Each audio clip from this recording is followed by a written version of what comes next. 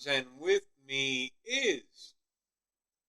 I am the Pope in question. My name is Reverend Steve. I am the founder of the Church of Ed Wood, which is an actual thing worth a Google.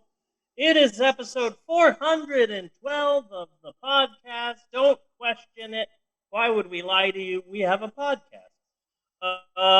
Very excited about this week's podcast. It's a big shap and a fairly small rest of the show.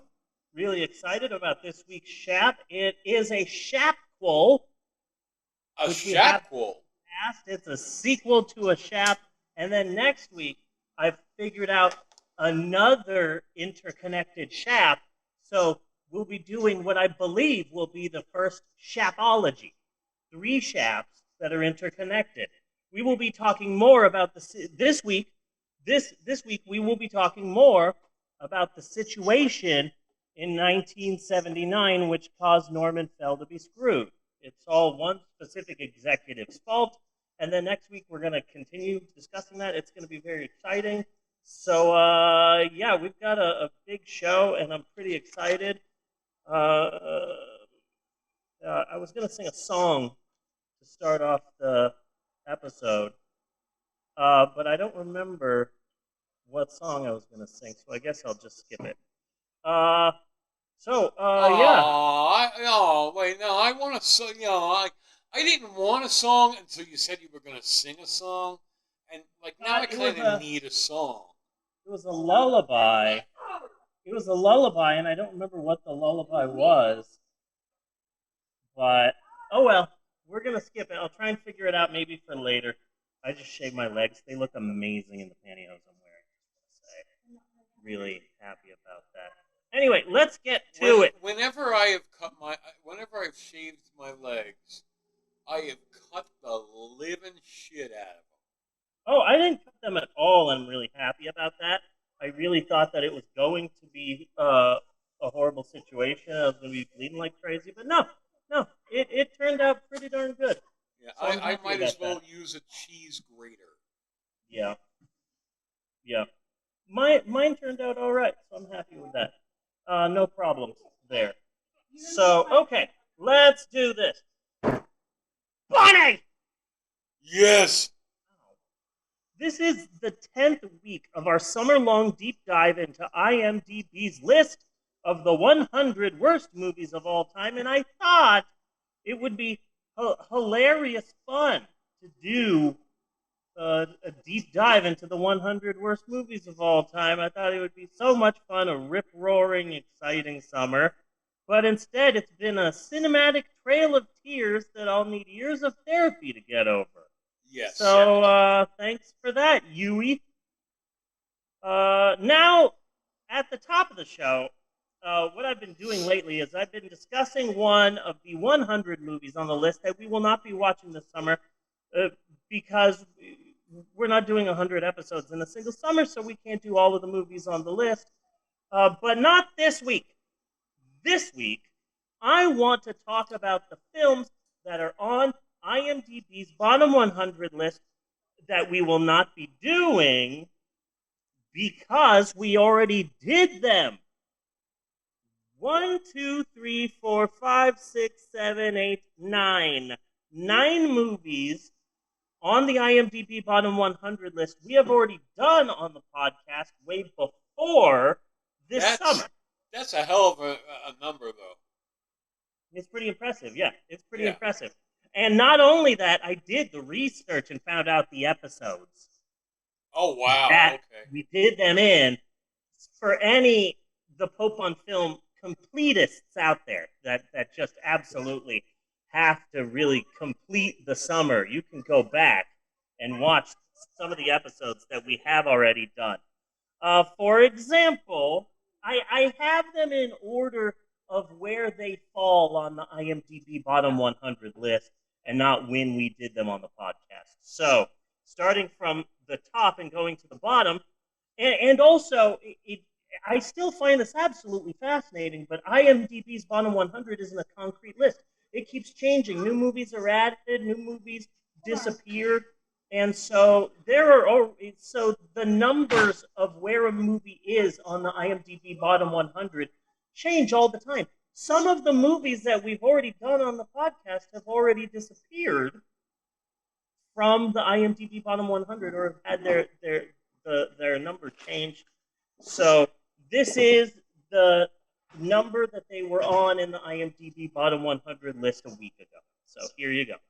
Number 81 on the IMDb bottom 100 is your favorite movie in the world, Batman and Robin. Love this movie. Does not deserve to be on that list. To be clear, at all, you fucking cretins, you. We did this in episode 41, and it was a double feature with Colin Jost's film Staten Island Summer. And to be clear, I specifically remember you hating Staten Island Summer and loving Batman and Robin.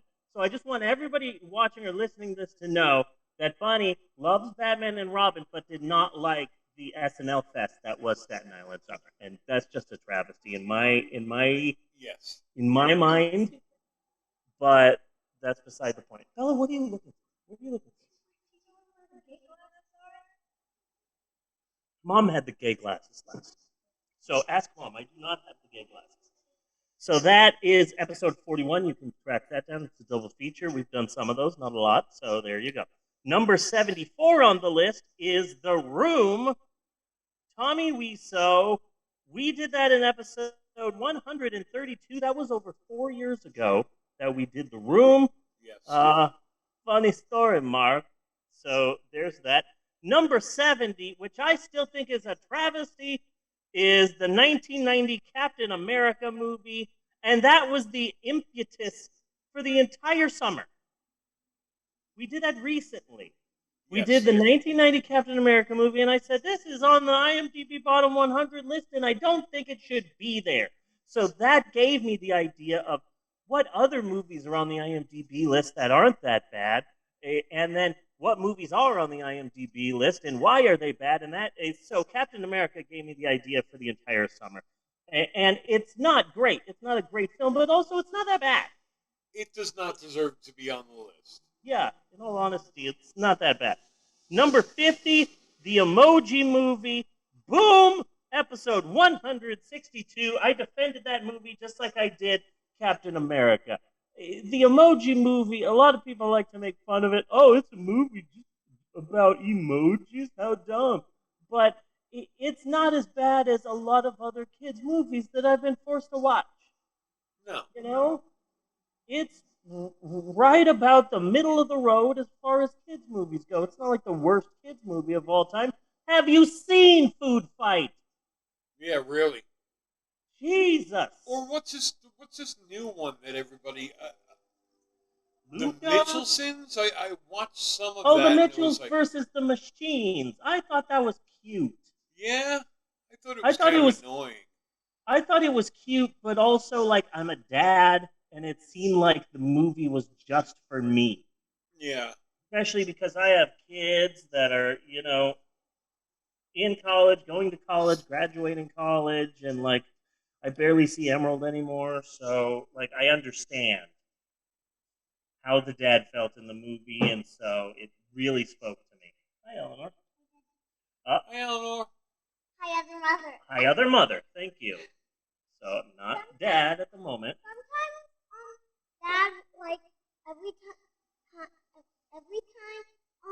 dad sees in a dress, like, us to call him, other mother. Yes. Some girls like to wear dresses. Yeah. So, yeah. Thank you for explaining gender to us, Eleanor. I really appreciate that.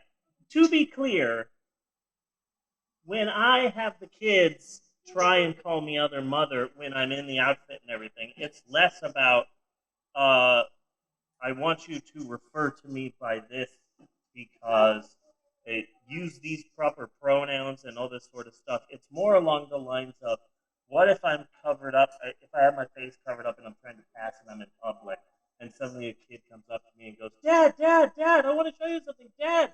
That's how I get lynched. You know? It's a safety thing. I mean, you have a legit concern because the hate crimes against any like trans-leaning females, especially of color, it's ridiculous, the violence. So I'm a Mexican with fake boobs in a dress, so I really gotta prepare myself. So don't call me Dad when I'm in the dress. It's a safety thing. I don't want to be shot to death. Yeah. I don't want to be shot with a bat. So, for those of you who are listening on SoundCloud or Stitcher, I'm in a dress right now, and I look fabulous. So, Emoji Movie, episode 162. That's number 50 on the IMDb Bottom 100. Number 39 on the list is one of our favorites, Santa Claus Conquers the Martians. We did that very early in the podcast. That was episode 58. Yes. And then it was episode 58 of our podcast. It's number 59 in the IMDb Bottom 100. We did Santa Claus Conquers the Martians fairly early. And speaking of early, number 35 on the list, Nilbog is goblin spelled backwards. That was episode 35, and that was way long ago. Yes. Episode 35 of this freaking podcast. We were only 12. Number 28. Yeah. Number 28 on the IMDb Bottom 100 list is Cats, and that's a special one because it was so bad. We did 2 episodes of it, episode 250 and episode 251, and I legitimately wanted to do it for a third time this summer, but decided against it because there was just so many movies to do that I didn't want to do a movie that we've already done twice when we could do so many new films. So you're welcome, Madonna. Number 14. And would she appreciate it? Fucking no. No, she just had a birthday. She turned 62. And here's the crazy thing. I'm not joking. She literally turned 62. So there you go. She has not messaged this podcast at all to thank us for covering her movie. Her amazing film. I cried. I guess Madonna is just too good for us. Yeah. I cried when I saw Madonna's movie, Swept Away. But it's weird because I cried out of my butthole, which I didn't even know you could do, but apparently you can. Anywho. I cried, and then I tried to open up a vein, and then I had to be calmed down with a lot of medication. Yeah. Number 14 on the list, the Food Fight. Remember that shit with the mascots? Yes. Wow! That was so long ago. That was episode 91. That movie is absolutely horrible. Watch that, and then watch the Emoji Movie and try to tell me that they both belong on the IMDb Bottom 100. No. I would watch the Emoji Movie again. I would need a real good reason. Like, I'm not just going to go put it on. But I would watch the Emoji Movie again. You try to make me watch Swept Away again, I'm hurting somebody. I will get violent. Yeah. Maybe,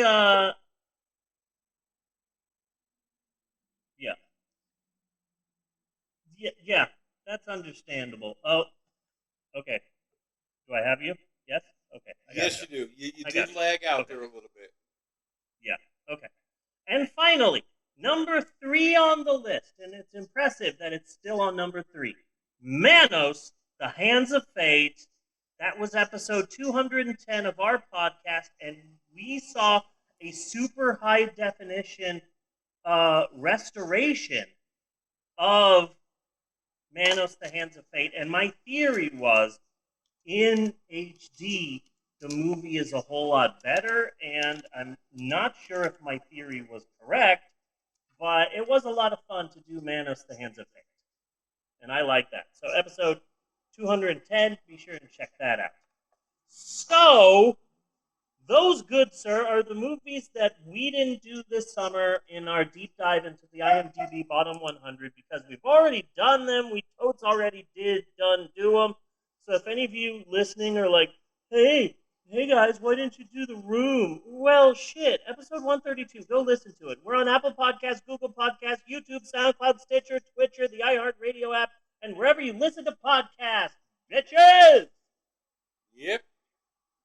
So go check that out. Next week, we will be talking about a 1980s sequel that is on the IMDb bottom 100 list. We're doing a small dive into the first movie and how it became a hit, and then them quickly releasing a sequel, and their plans for a third one, which went nowhere because the second one did so horribly. So that's next week. Join us next week for another deep dive into the IMDb bottom 100 list. And cut on that. Yes! So I am an AMC A-list member, and what that means is that I get 3 movies a week for just $19.95 a month. And back in the day, I used to use it a lot. In fact, from December 2018 to March 2020, I saw a whopping 177 movies in a 66-week period, which is just freaking astounding. And then the pandemic done messed all that up, but now I'm back to watching 2 movies a week because baby steps. So let's discuss the latest movies because it is time once again for Steve Stubbs of the Week! Da, da, da, da, da, da. There you go. So this is my 7th week back in theaters this time around, and I have now seen 14 movies this time because baby steps. This week, I saw the following 2 movies in theaters. I was going to watch 2 different things, but this is how it went. This week, I saw The Suicide Squad and The Suicide Squad. Okay. Now, first, let's discuss the movie that was not chosen as my movie pick of the week, and that is The Suicide Squad, the second time. I saw it the first time, and I liked it so much that I immediately went and watched it again. And here's the thing. I saw Midsommar 4 times in theaters. I saw Midsommar 4 times in theaters. I saw Cats 4 times in theaters. I saw Captain Marvel 7 times in theaters. Yeah. I believe I saw Spider-Man Into the Spider-Verse twice. Knives Out, I think I saw 6 or 7 times. The Gentleman, I ended up watching that 3 times. If a movie is good, really, really good, I will have no problem watching it multiple times. That being said, I watched Black Widow once in theaters. I will not be watching it again. There's no reason to. It's a good movie. It's fine. It's serviceable. I like the May Queen Florence pew pew pew in it. And that's about it. Don't really like the movie, and I don't want to see it again in theaters.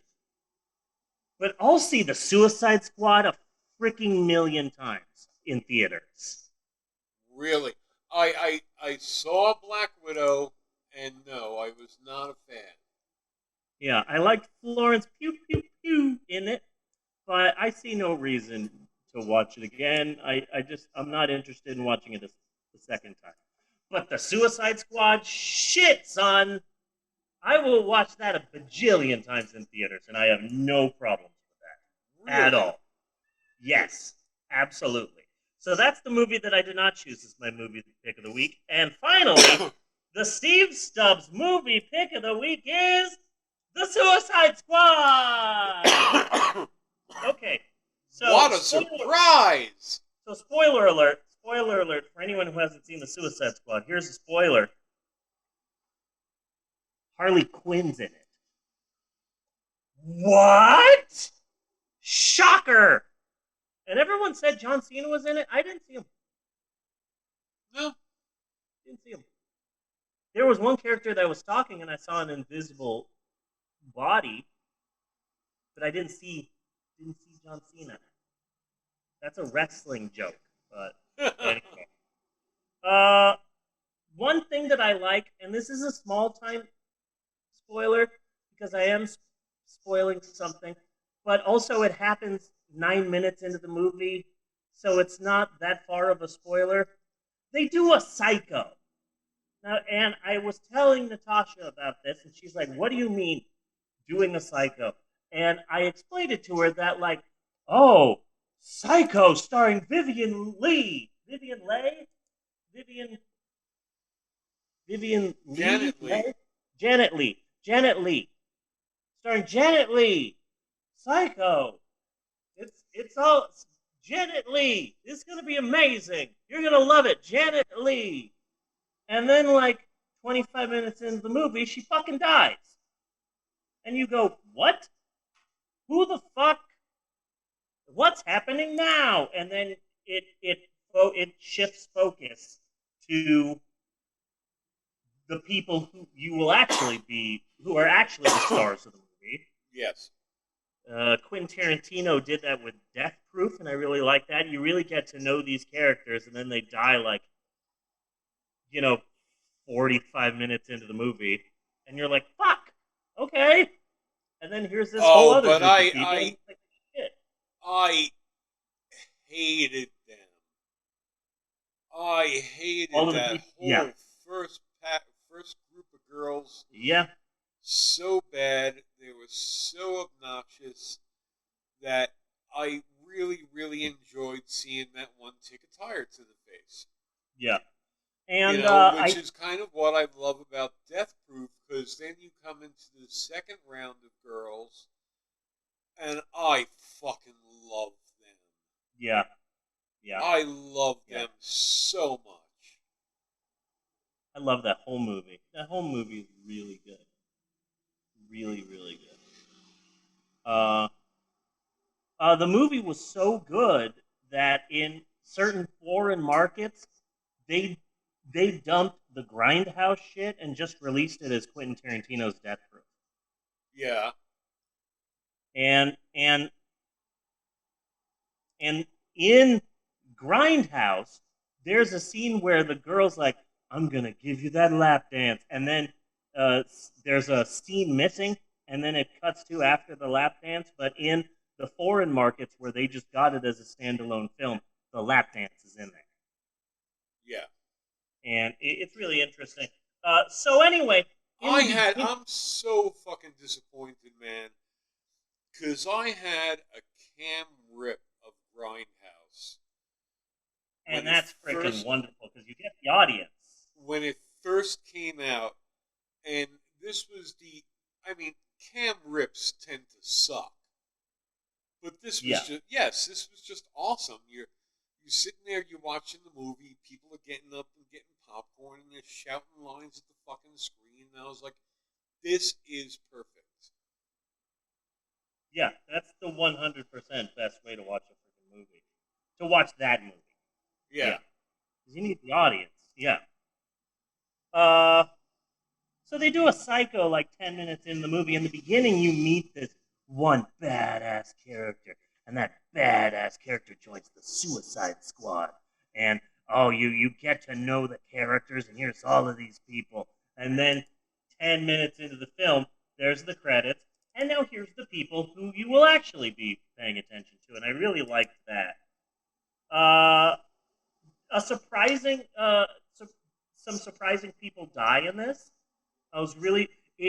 It's obvious that they gave James Gunn 100% free reign to do whatever the fuck he wanted, because some people die in this film, but I'm like, oh shit, you died? Okay. Oh, you died too? Wow. Okay, I liked you. Okay, fucking shit. Okay.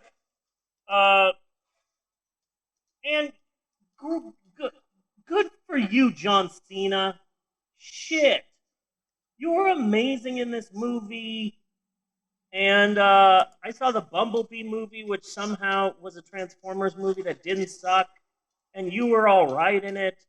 And, good for you. Every time I see John Cena in a movie now, I think the same thing, which is, thank God he wasn't a good rapper. He released an album. and he sang his own theme song when he came out to the ring, his own ring entrance music, and like, oh, thank God no one wanted to hear him rap because he's a pretty good actor. And also, what an amazing world we live in, where The Rock had the #1 movie in America, but it was bumped off by a John Cena movie. Shit! Never thought we'd get here. No. Like Hulk Hogan is the #1 movie in America. Oh, you know who beat it? I don't know, fucking Ric Flair. The Big Show movie, like, fucking, that's amazing that we have two big-time former wrestlers. You know, step up your game, Batista. Yeah. He's going to be in Dune soon. Like, okay. It's surprising, you know? Oh, the opening credits for the Suicide Squad, they used the song People Who Die by the Jim Carroll Band. And I got so excited because, like, I fucking love that song so much. And here's James Gunn using a song that I fucking know, and I got so fucking hyped for the rest of the movie because they used that one song, and it was so good. And I really liked the film. It's the #1 movie in America, but also it didn't do that much in the box office, and some, like, talking heads are like, the Suicide Squad, a suicide flop? Why didn't this film make more money? Oh, is it because they gave James Gunn too much free reign? Is it because DC movies just aren't successful in the box office? Is it because Hollywood is finally getting bored with comic book movies? No, it's because there's still a fucking pandemic, you fucking idiots! Yeah. Fuck off! Every time I go to the movies, I think the same thing. These shouldn't be fucking open! Yeah. I mean, people are still fucking dying!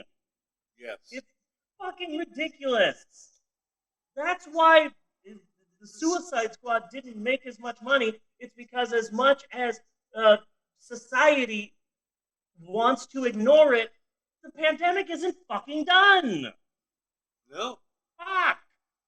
And the low box office receipts of every movie that's being released right now is fucking proof of that. If this was a normal summer, this movie would be making massive amounts at the box office. But we're still in a fucking pandemic. It didn't make a lot of money. But god damn it, I'll watch the Suicide Squad a bajillion times. It's a Suicide Squad movie, and it's also very much a fucking James Gunn movie. And the bad guy is Staros, the fucking dumbass giant starfish alien monster from the DC universe. Okay. He was in the cover of the first ever Justice League, I think, and they're all fighting the big giant alien starfish, and it's the one supervillain character in the DC universe that, like, oh, no one could ever do this in a movie, and James Gunn said, hold my beer. Yeah. So, and they did it in a really interesting way, and it's such a good movie, and I really loved it, and I might go see that 4 or 5 more times in the theaters because it's just so much goddamn fun.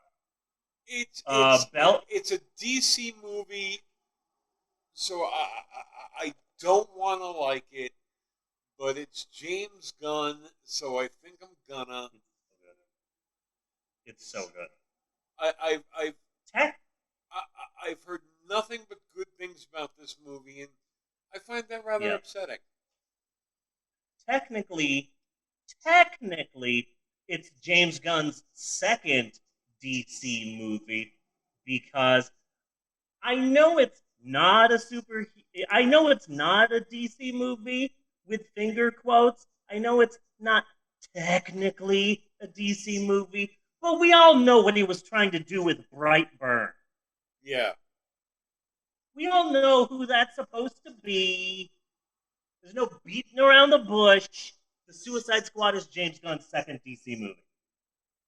There you go. So yeah, that's the Suicide Squad. I already have my tickets for next week. Next week, I'm going to see Deadpool starring in the movie Free Guy, which might be really good and might suck ass. I'm not sure.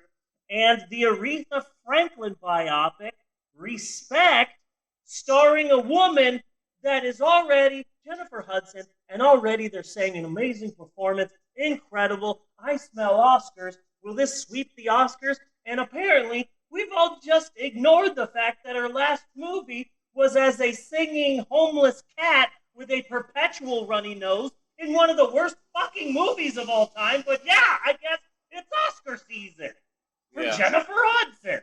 So that's upsetting to me. You probably can't tell because I keep it in so well. But yeah, join us next week for more up-to-date movie reviews with Steve Stubbs of the Week. And cut on that. My boobs are wet. I need to dry my hair better after a bath and shower. But anyway. Bunny! Yes! We still have a big show to get to. We have Bunny Versus. We have a Shap. We're going to be talking about Good Times. BJ and the Bear. Oh my God. Super Train. And then we have a movie to get to. I have a pretty nice look at the making of the film. There's a half-hour documentary that Vice did about the making of Birdemic, which is really good. And I watched that. And I need to go get a clothing hanger, too, for when we do. Yes. This week's Birdemic. Gotta have a clothing hanger. But before we get to any of that, maybe we should take a break. Should we take a break?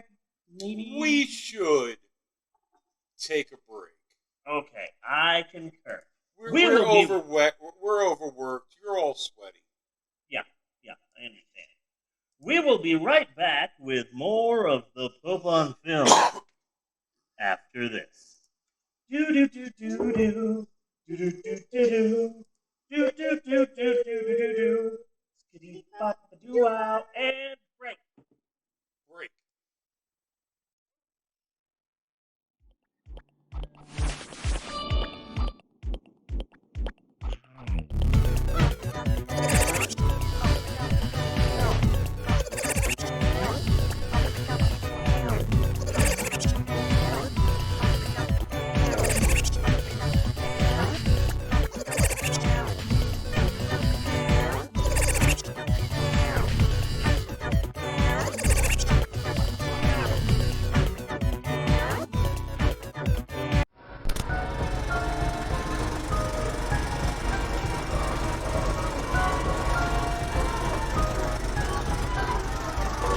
Bob misses 100% of the shots that Bob doesn't take.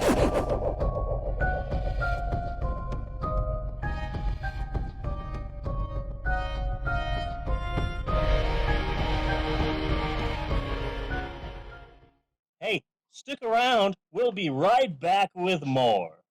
So stick around. Don't move. Just sit. Just sit down and wait for the show to be back. I swear to God, if we come back for the show and you're not sitting there waiting, I swear to God, I will break you in half. I will break you in half. Don't you test me. Sit there and wait.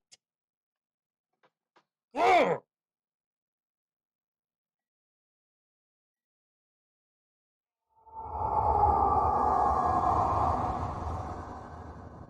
The storm. Fake news. Wuhan. US. Basically, Kennedy. George Soros. Save the children.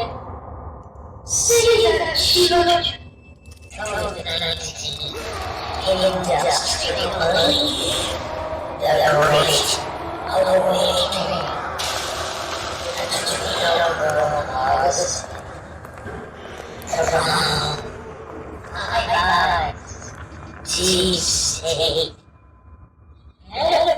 Keepers of Hama, Jewish lasers, secret puzzle, powerful police, hydroxychloroquine, scientist separatists, red pill, false flag, set rich, the Rothschilds, frazzle drip, 9/11, Messiah, white genocide, Jewish bankers exposing, satanic sex traffickers.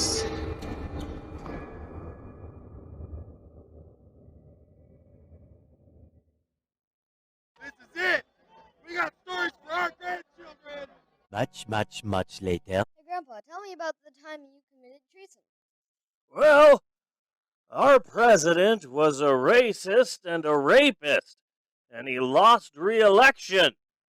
So we decided to break into the Capitol and try and hang the vice president, kill a bunch of people. I saw somebody take a big shit in a hallway. Yeah, it was a pretty great time, and that's my story. That's not a very good story, Grandpa. Well, fuck you, you piece of shit! Between work and school, I'm a very busy person. I don't have time to meet that special someone. So I went to loverstate.com, paid the $700 fee, and filled out the questionnaire, which they obviously ignored. What? Hey, baby. My name's Ted the Stud. Ted the Stud? Yeah, it's really Ted the Stud, but, that don't rhyme. I wanted someone who was financially stable. Oh, okay. Are you ready to go? Oh, hey, are you going to pay for this? Because I spent my last $5 on some lottery tickets and some 40 ounces. Oh, never mind. I got some Chef RD in the car. Be right back. I wanted somebody who was sweet. Oh, they're beautiful. Yeah. Amazing what you find when your neighbors don't lock the car door. Hey, you need a Bible? I wanted a person who was family-minded. So, you have any kids? Yeah, I'm sure somewhere. Hey, who is that there picture of you? That's my sister. You. How about later on you, me, and her get together in the bedroom? I wanted someone adventurous. Are you expecting somebody? Look, if it's the cops, I'm not here. You're wanted by the cops? Yeah, look, it's a little bit of a misunderstanding. See, I didn't know she was 15. I thought she was 12. I wanted someone to call me unexpectedly and tell me they needed me.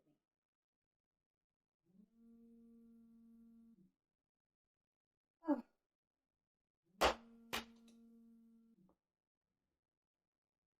Hello? Hey, baby. Ted, it's 3 o'clock in the morning. I know, baby, but I need you real bad. The cops got me. I need bail money like now. It cost me 20 minutes of my time to fill out the questionnaire. $700 to join, 1 bad date, 20 calls a night for 2 weeks, and another $200 to file a restraining order. Thanks a lot, loverstate.com. Loversdate.com. We just promised you a date. Wow. This room is perfect. The aura in here, man. Oh, just, so good. This is a great room. Yeah, I mean, this room is exactly like the one downstairs. I mean, you can do whatever you want. A shrine right there on the wall. Yes, a shrine with incense. Yes, can you smell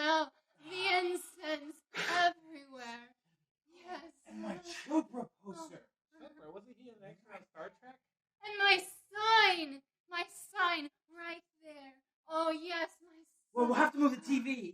Yes, throw it out. Oh, yes, get rid of it altogether. Well, Sweet homes.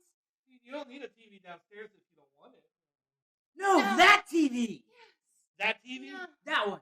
Wait, are you talking about moving in here? Well, yeah, man. No. You guys can't move in here. Well, why not? It's I sleep in the nude. well, me too, man.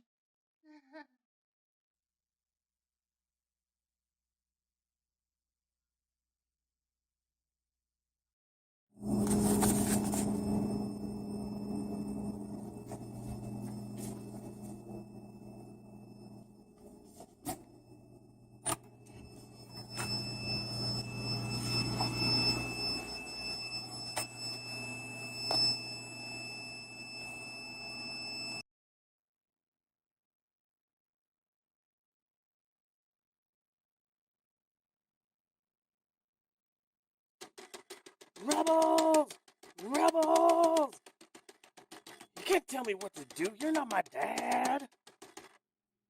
I think I'm gonna procrastinate a little bit more.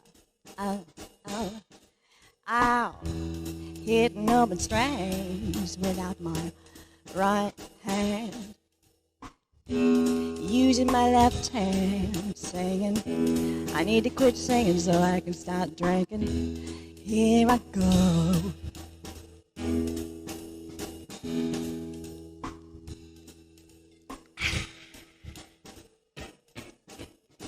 Dark in the city, night is a while. Steaming in the subway, the world is on fire. Do do do do do do do do do do do. Woman, you want me? Give me a sign. Catch my breathing, even closer behind. Do do do do do do do do do do do. In touch with the ground, I'm on a hot down after you. I smell like a sound, I'm lost in a crowd, and I'm hungry like a wolf. Cross the line, a discordant rhyme.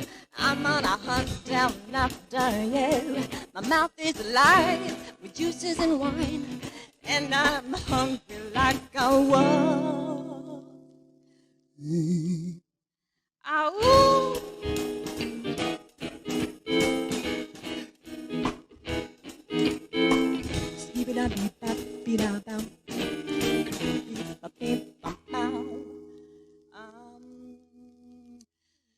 Stuck in the forest, too close behind to be upon you by the moonlight side. Do do do do do do do do do do do.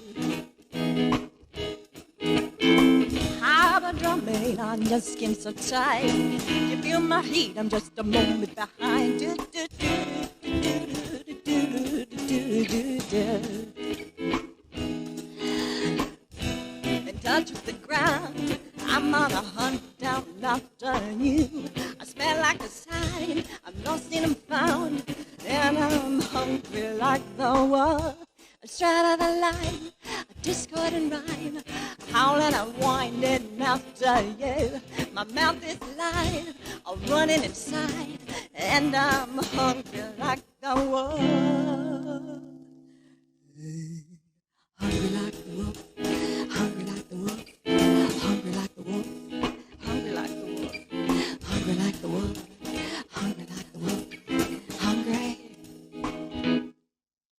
Burn in the ground, away from the crowd, 'cause I'm on a hunt down after you. I smell like a sound, I'm lost and I'm found, and I'm hungry like the wolf.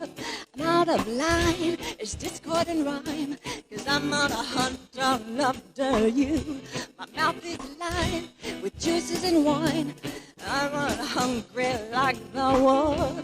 Burn in the ground, break from the crowd, I'm on a hunt down after you. I scented the sound, I'm lost and I'm found, and I'm hungry like the wolf. Couldn't be lying, a discordant rhyme, I'm on a hunting after you. My mouth is alive, I run inside,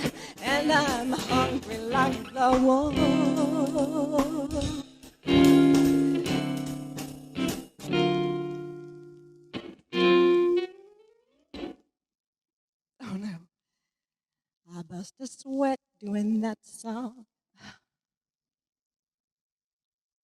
That deserves a drink. Don't mind if I do.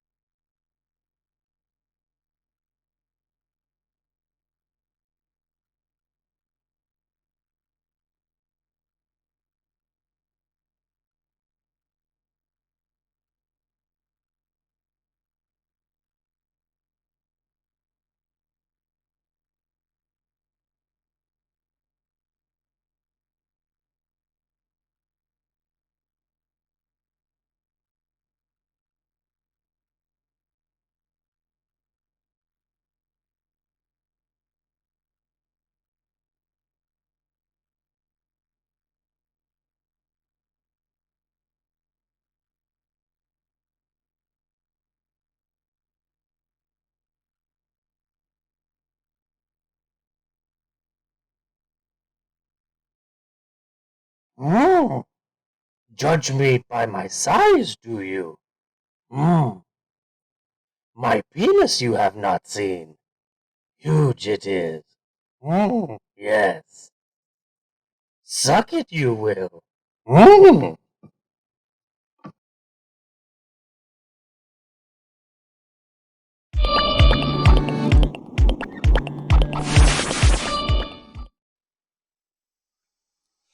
And we're back with more of the Pope on Film. Bunny. Yes. Are you ready for America's favorite podcast segment, Bunny Versus, starring the incomparable, the illustrious, the illegitimate Bunny Williams? Are you ready? Are you pumped? Are you amped? Are you jazzed? Are you psyched? Are you primed? Are you revved up? Are you ready? Are you set? Are you ready to go? Are you prepared? Are you pumped up? Are you ready, Bunny? Yeah, I could say so. All right. Well, then, without any further ado, it's time once again for Bunny Versus. And now here is your host, Bunny Williams. Take it away, Bunny!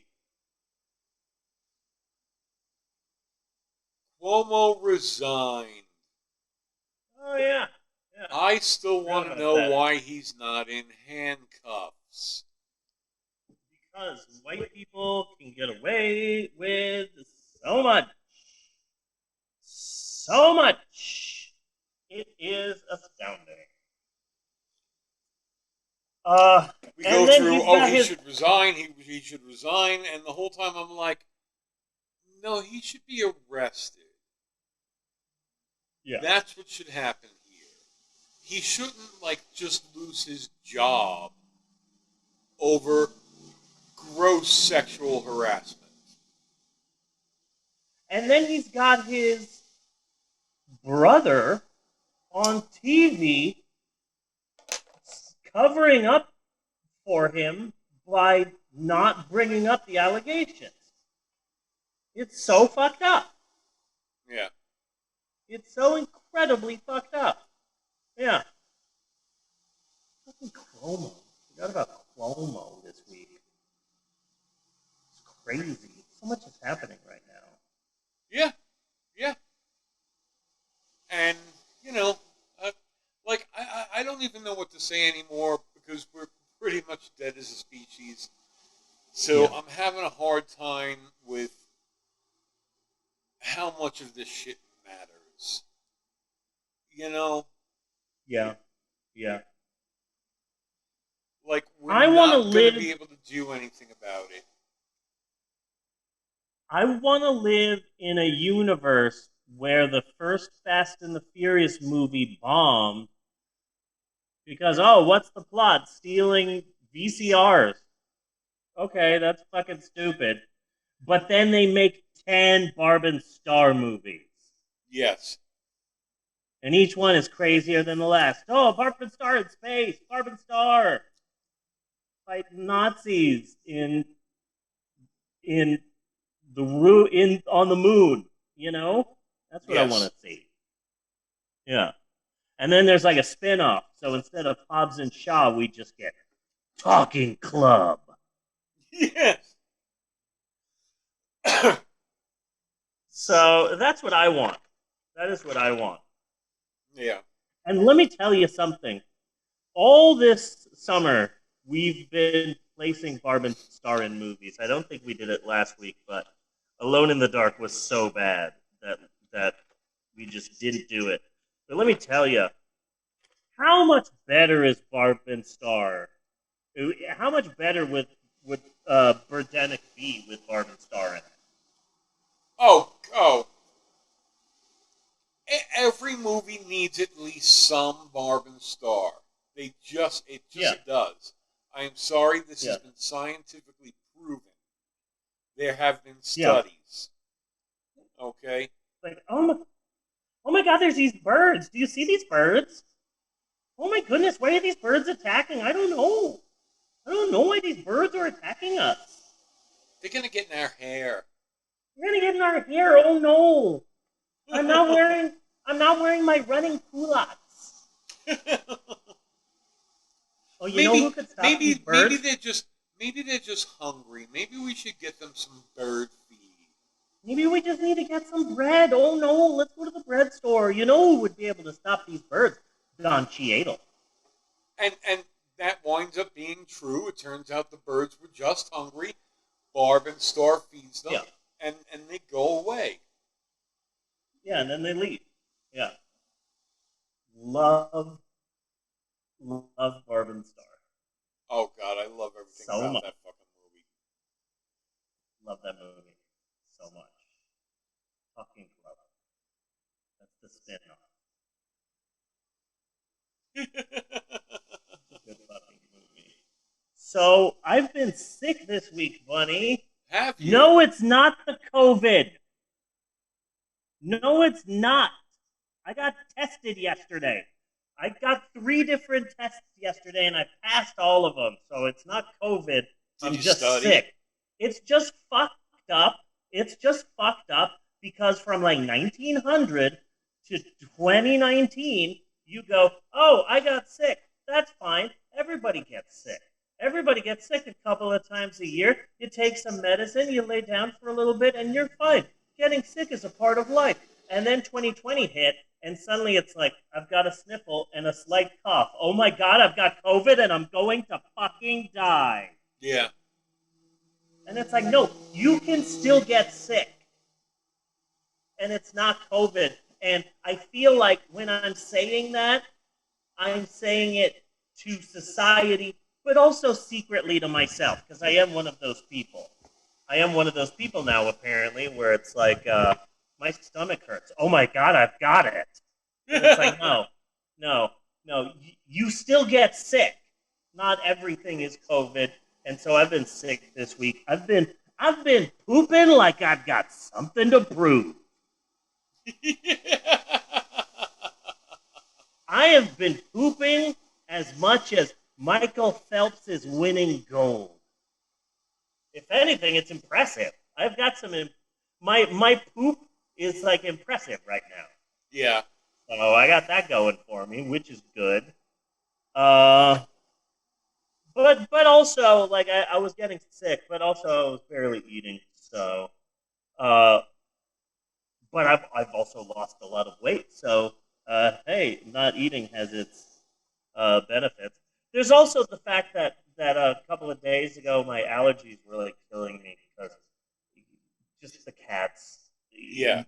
The kittens that we have in the house are still not young enough to go outside, so we have kittens in the house, and we had a small yappy dog, Sketchy, but Sketchy's gone with Emerald, so we still have Auntie and Uncle's dog, Bernard, in the house, and it's much bigger, and it sheds, and it stinks, and it just wants to be pet.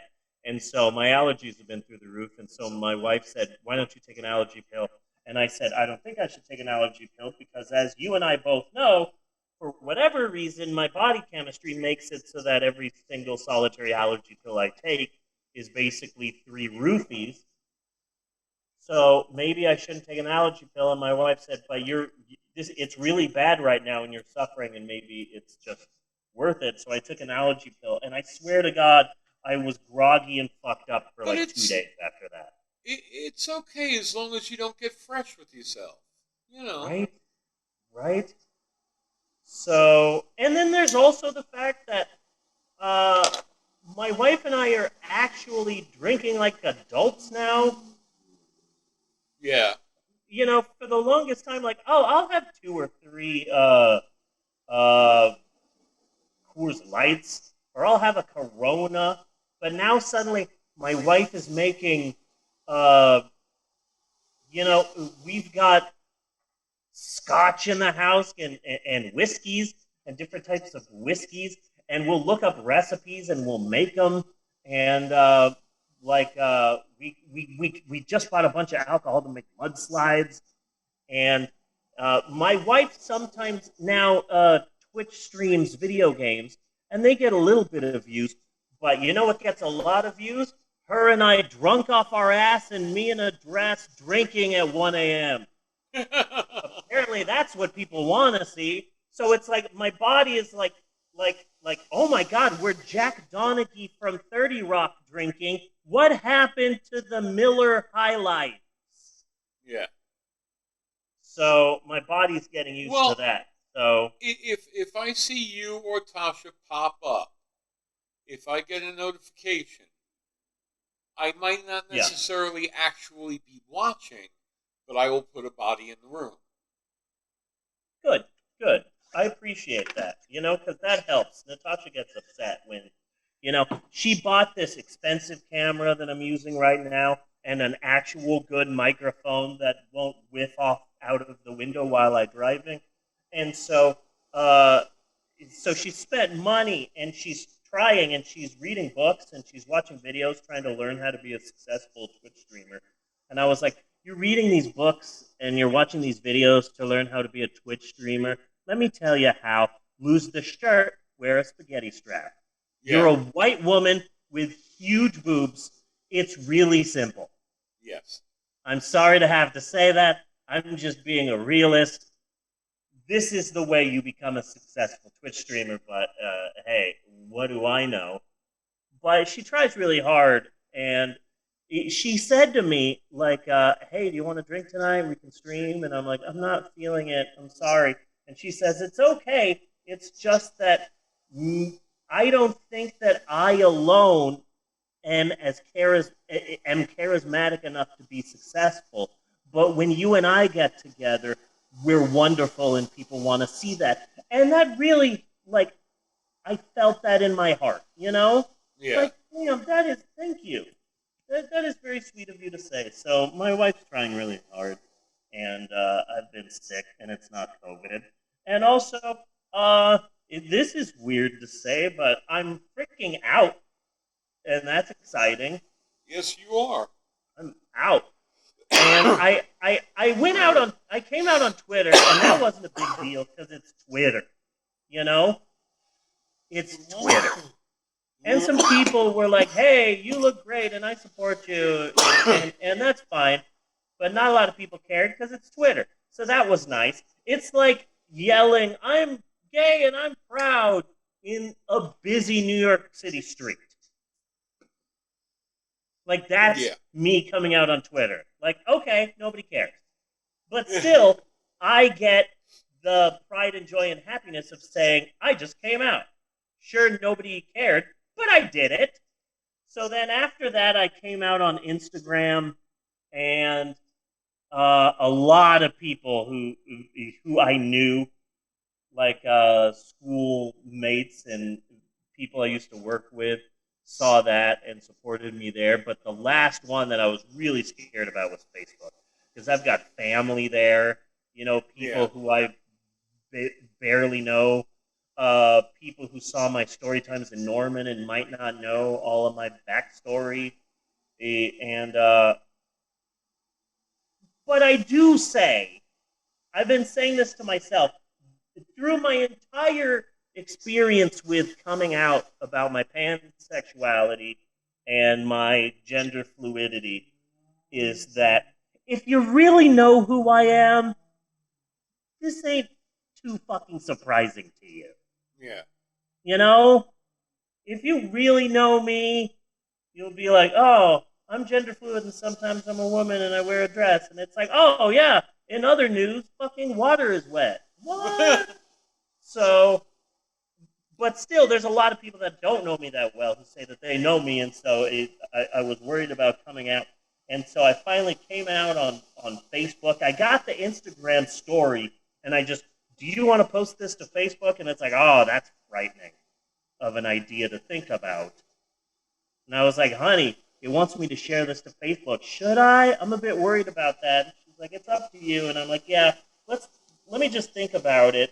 Let's drink like crazy. So we drank and we drank and we drank, and it's like 3 a.m. And she's like, hey, honey, I'm a little bit wasted. You're a little bit wasted. Do you want to do, it? Yeah. And I went, yeah, I mean, it's been a while, but fucking hell yeah. But first, let me do something. And I just posted it to Facebook. And I'm like, this is the exact way that I would come out on Facebook.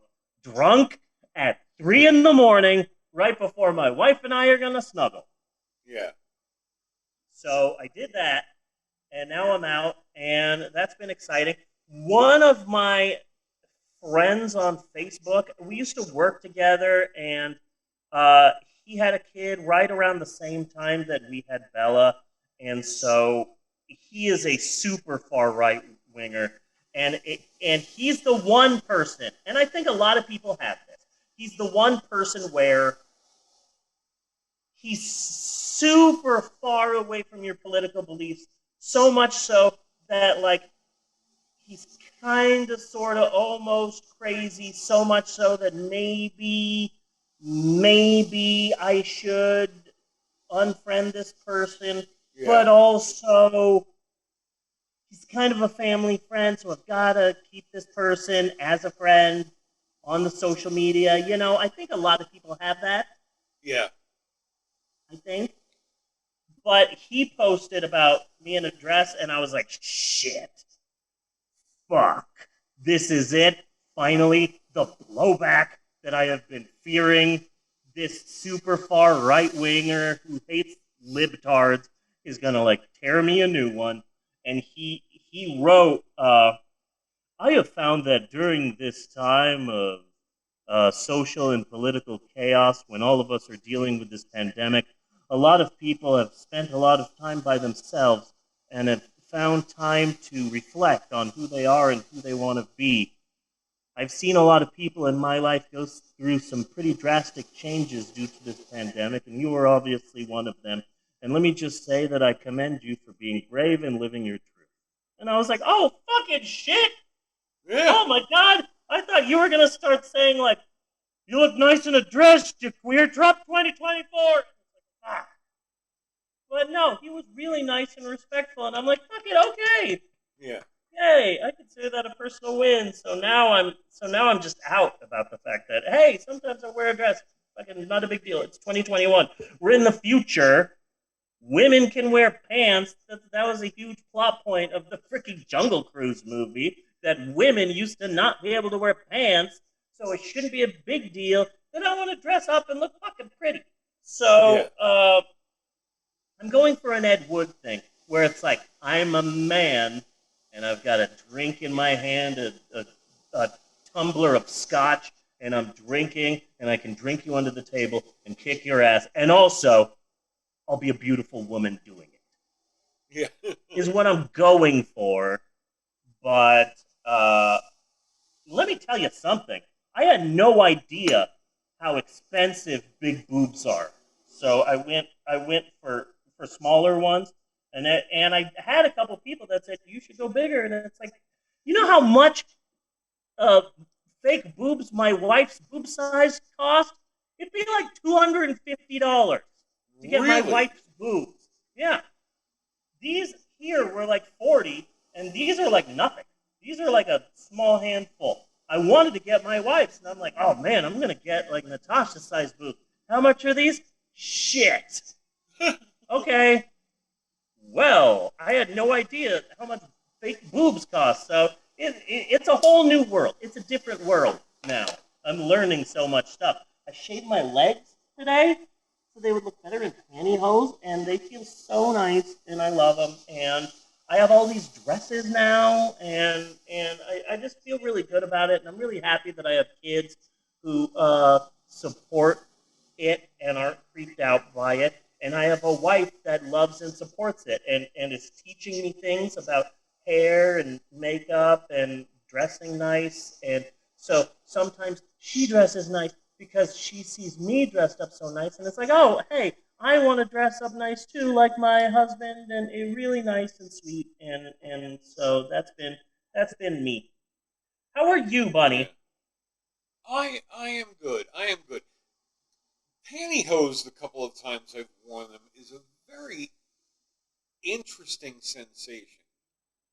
A very cooling sensation. You know? Yeah. So, other than that, Jeannie is away for the weekend, so it's been kind of lonely. Is she in Seattle? Yes, she is. Yeah. For her son's wedding. Nice. I'm going to stay like this, try and get some more views. Cover up my mustache. Let me put on... Let's try and bait people into watching this part of the show here. I'm really happy that the pandemic happened because I can put a face mask on and not talk. And I seem almost passing, and I'm really excited about that. So here's my boobs. And then I'll put my feet up. And then, hey boys, come watch our stream. I'm going to be playing Beat Saber later, and my boobs are going to be shaking. You should watch. No views. No extra views for this. You kidding me? You bastards. Look at this. Look at my What did cam. you expect, though? Did you expect them all to come rushing in? Like, how would they even know yet? I absolutely did. I put my legs up and was like, hey boys, come see my stream. Nothing. One extra person. Thank you. Whoever you are. So Jeannie's gone, huh? Yep. Yeah. She'll be back on Monday. Oh my gosh. No, the reason that I'm sorry. Hi, Bunny. Where'd Jeannie go? She went to Seattle for her son's wedding. Oh, nice. Congratulations to her son. Yeah. So what's Eleanor's deal with Sonic? They're asking the Hedgehog? They're asking me about Sonic because the house is just looked at and you can see Sonic from the house. Oh, okay. That's which Sonic? The one on picture. Oh, cool. Yeah. You can see it from the house. Wow. Okay. I said that's not good for you. Right? Oh, when I lived with Debbie in Phoenix, we were a block away from a Sonic. You could just walk there. It was so cool. Literally, you can see it. You can walk. Yeah. It was so nice being able to walk to a Sonic. So, but yeah, we wrapped this up. We can discuss it because it's definitely glad I didn't write it off. Yep. Cool. So what are you up to? You swinging bachelor you? Yeah, right? I mean, like, so I've been masturbating a bit more. You know, like, just stupid things. Like there are some things you have to do because your other person's not there. Yeah. You know? Like, I got a 12-pack of Coca-Cola. Oh, Jeannie is listening. She said not the engagement, not the wedding, but the engagement. Okay. Well, I thought the wedding was happening directly after the engagement. I thought it was like a twofer. Well, I guess cancel the wedding. So I got a 12. I got and drank a 12-pack of Coke. You know, because like I'm so old. That's being bad. You know, Yeah. that's it. That's something I shouldn't do. That's something I probably wouldn't do if Jeannie was here. Especially now I know that she's listening. So Nice. that's what I'll do. I'll get a 12-pack of Coke, and I'll eat too much Taco Bell. Yeah, because I'm a rebel. Rebel! I just, like for me in my life, though, I just feel like I am very comfortably slipping into grandpa mode. Yeah. You know? Like, that's what I want to be. You know?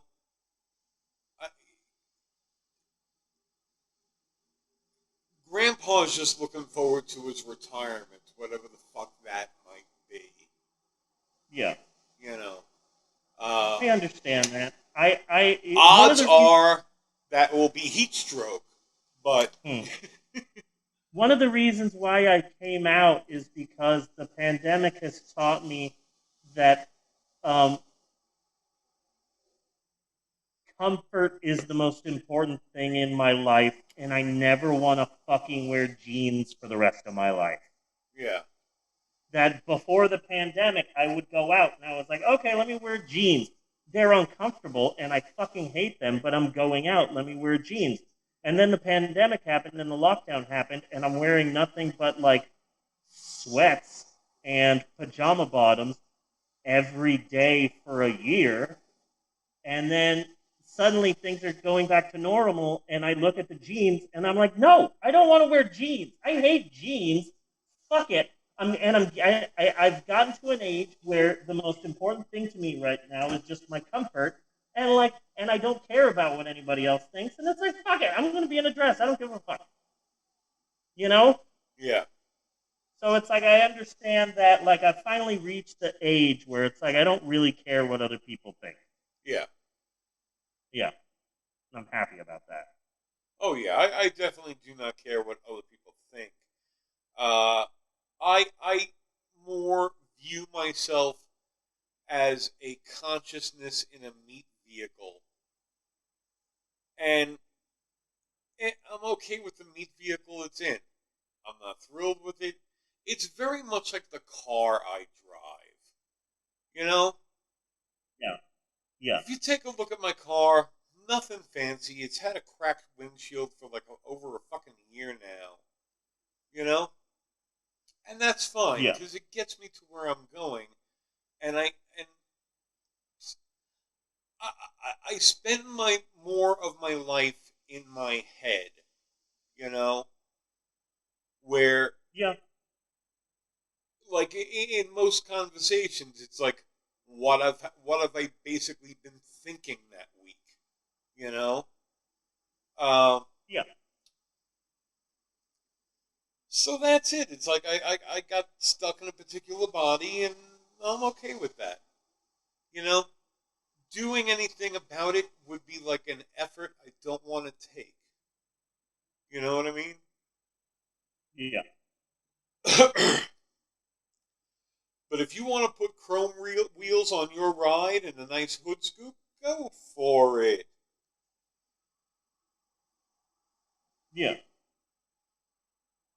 You know? I'm gonna just shake my fake. I'm just gonna shake my fake boobs until we get more followers. There you go. You want to see my necklace? First off, here is my wedding ring because it doesn't fit anymore because I got it when I was in my freaking 20s. So this is my wedding ring. And then I've got this ball on my necklace too, and you open it up and there's two things inside. Okay, number one is a plumbus from Rick and Morty. So I've got a plumbus here. And then number two is a small figure of Spider-Ham.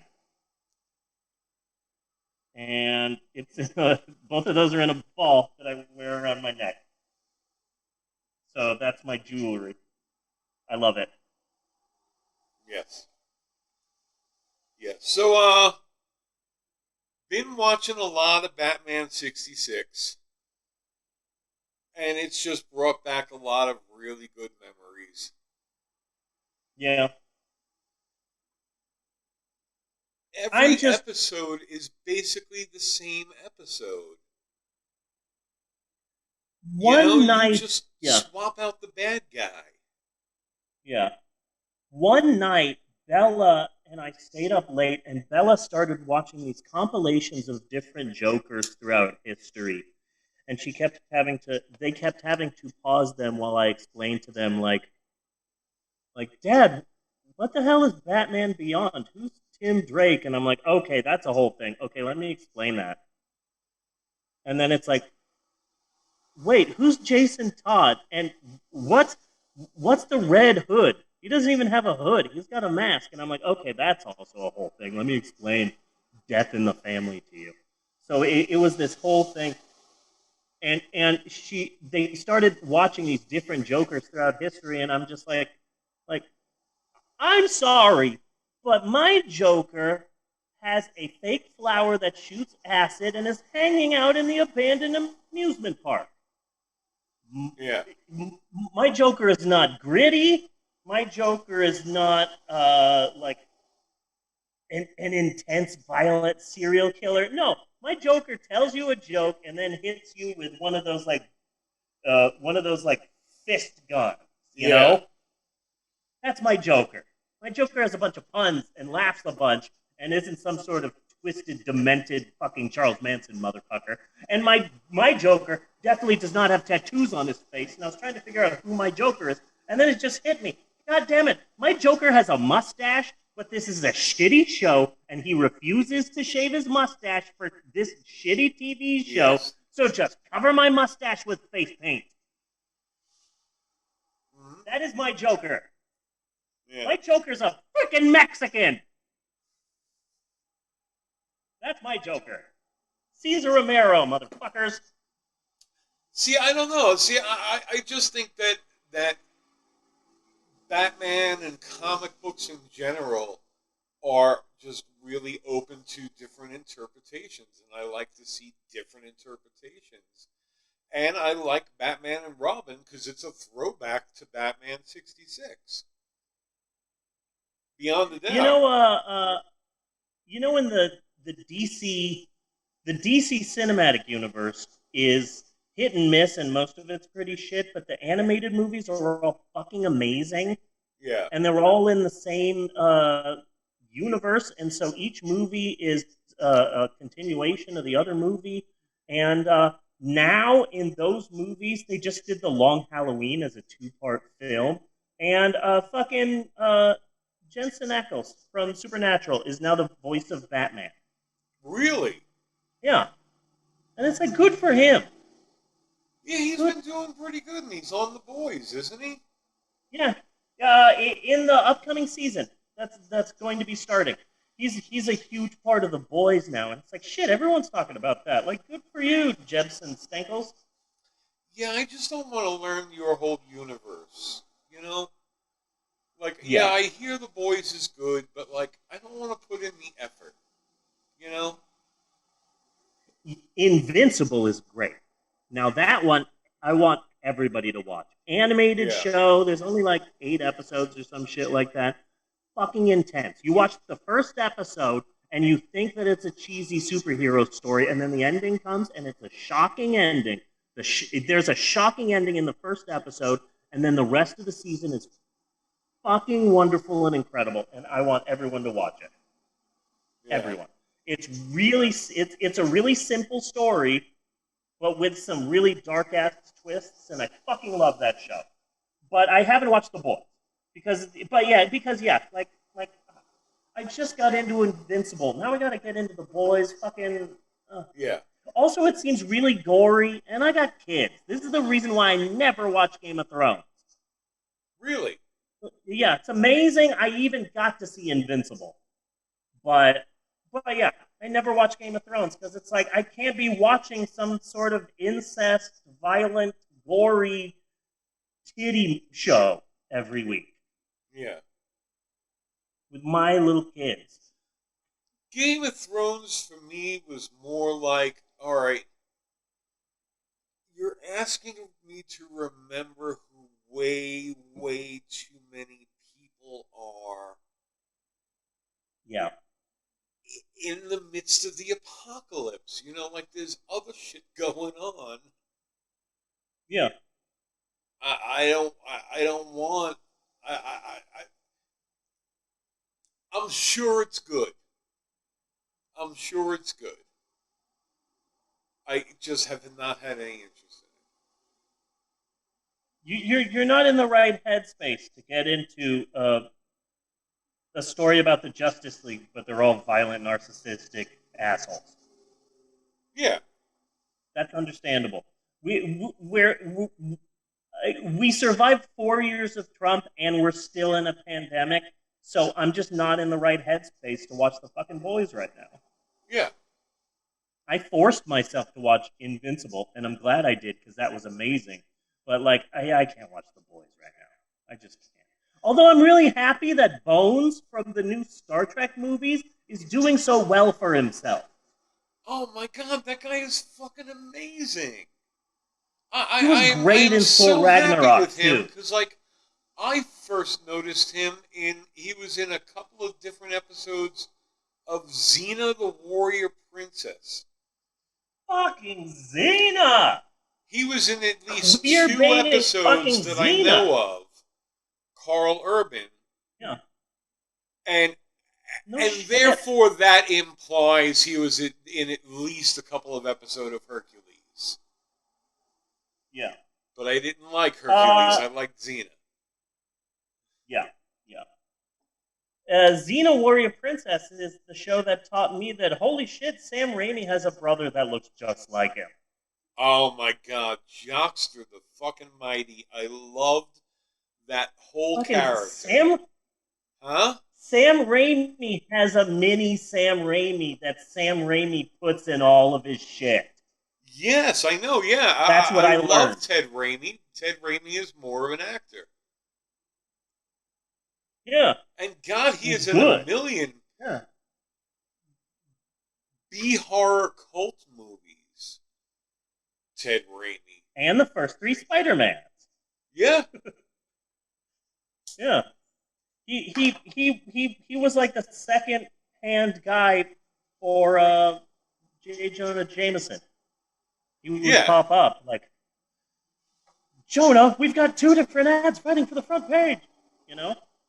Oh, fucking Jockster. It would be nice to see him come back. Yeah. It would be nice to see him come back. But just a couple of notes on Batman 66. It's basically the same goddamn episode every fucking time. You're just switching out the bad guy. You're switching out it's the Mad Libs of TV shows. Yeah. And what exactly does fucking Commissioner Gordon do? No He's idea. oh my god, there's a crime in Gotham. Let me call Batman. No, maybe you investigate. Maybe you send a couple of units around. Yeah. Maybe an APB. I don't know. You do some cop shit. And then when you were foiled by the bad guy, then you call Batman.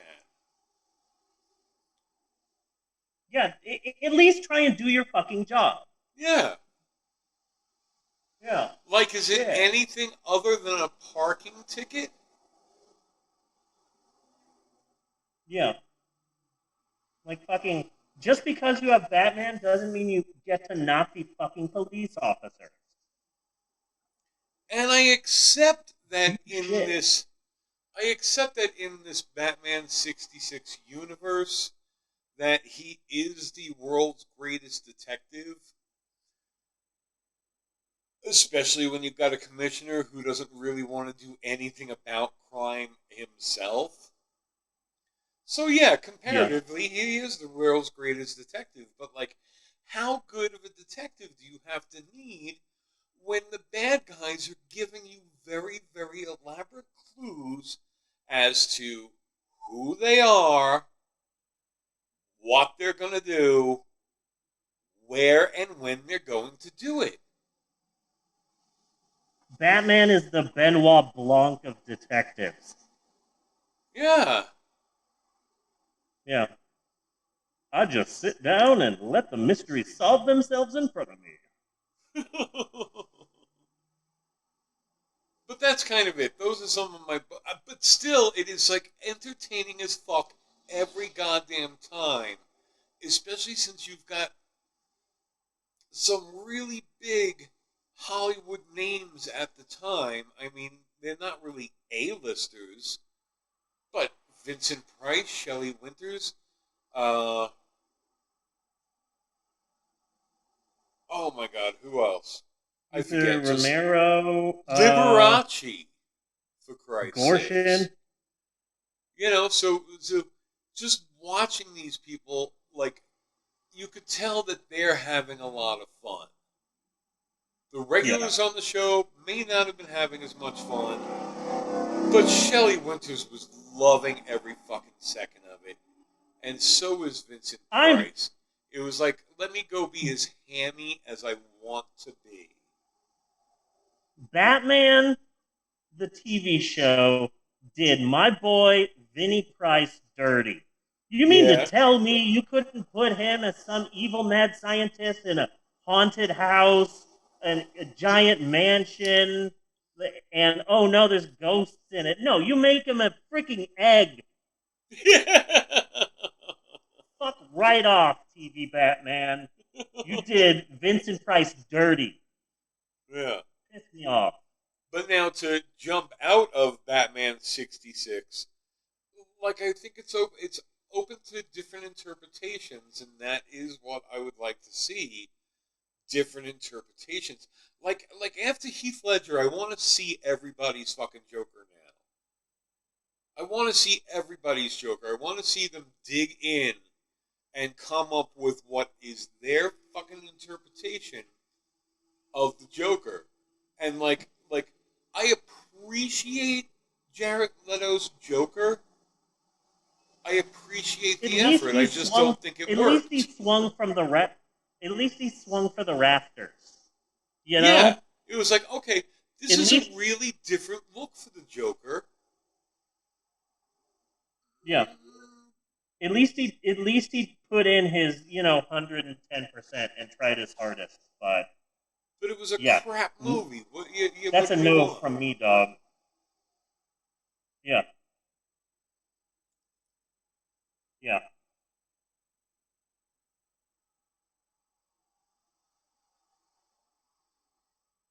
But I think that's about it. I think that's about it for this week. Okay. So we're gonna revisit Norman Fell. We're not revisiting Norman Fell, but we're going to talk about the situation in which he got his own TV show and why he was sort of destined to fail. Yeah. We'll get there. We'll get to Norman Fell. I just really, really fucking enjoyed that one. It just brought back like a lot of memories that. Especially honey. Especially so many more memories. Especially like pulling up pictures of Norman Fell when I'm doing the artwork for the show, and just seeing him in all these different shots and from all these different movies. I'm like, oh God, yeah. It was just a wave of nostalgia. Like, I kind of remember seeing him in a lot of shit before Three's Company, but I was young. I don't remember what. Yeah. Well, then the nostalgia meter is going to go batshit insane for you this episode, because, just buckle up, baby. This is going to be a big one. It's going to be a big one. And see, just one final note before getting over there, because now I am curious. But, like, Three's Company was still in the time where everybody only really had 3 fucking channels. Only 3 channels, yeah. Well, that's not technically true. You had ABC, CBS, and NBC. You know, as the three major channels. Yeah. So Then like, there were a I billion wound up. little UHF channels all over the place. I watched a lot of Three's Company without particularly thinking it was all that good. Because it was just all that was on. It was always on. Yeah. Yeah. Yeah. Oh, you're gonna love this one then. You're gonna love this one. This is gonna be huge. What? Oh yeah? This app, yeah. No, you're gonna love this one. Okay. Really excited. Then let's get on over there in that case. So okay. This has been it for Bunny versus On the Edge of the Apocalypse. Pretty much sure, humanity is over with, and since we can't do anything else, let's just try to surf our way out, But, as always, what I really want you to remember is self-adhesive tape? Yes, please. I love that. And cut on that. And cut on that. Friday! Yes! If you're like me, you're no doubt a big fan of this podcast, The Pope on Film. I mean, who is it nowadays? It's sweeping the nation. But only real fans, true hardcore fans who have been with us since day one would know two things about you and I, two undeniable facts, really real facts, and in no way made up on the spot facts, about the both of us, America's hottest podcasting couple, Bunny and Steve. First and foremost, Bunny, the first fact about you is the fact that when you're not doing the podcast, you are in fact a stewardess. So tell us, Bunny, what was it that made you want to become a stewardess? Well, let me tell you, we're talking about back in the day, and my ass looked so good in that mini skirt.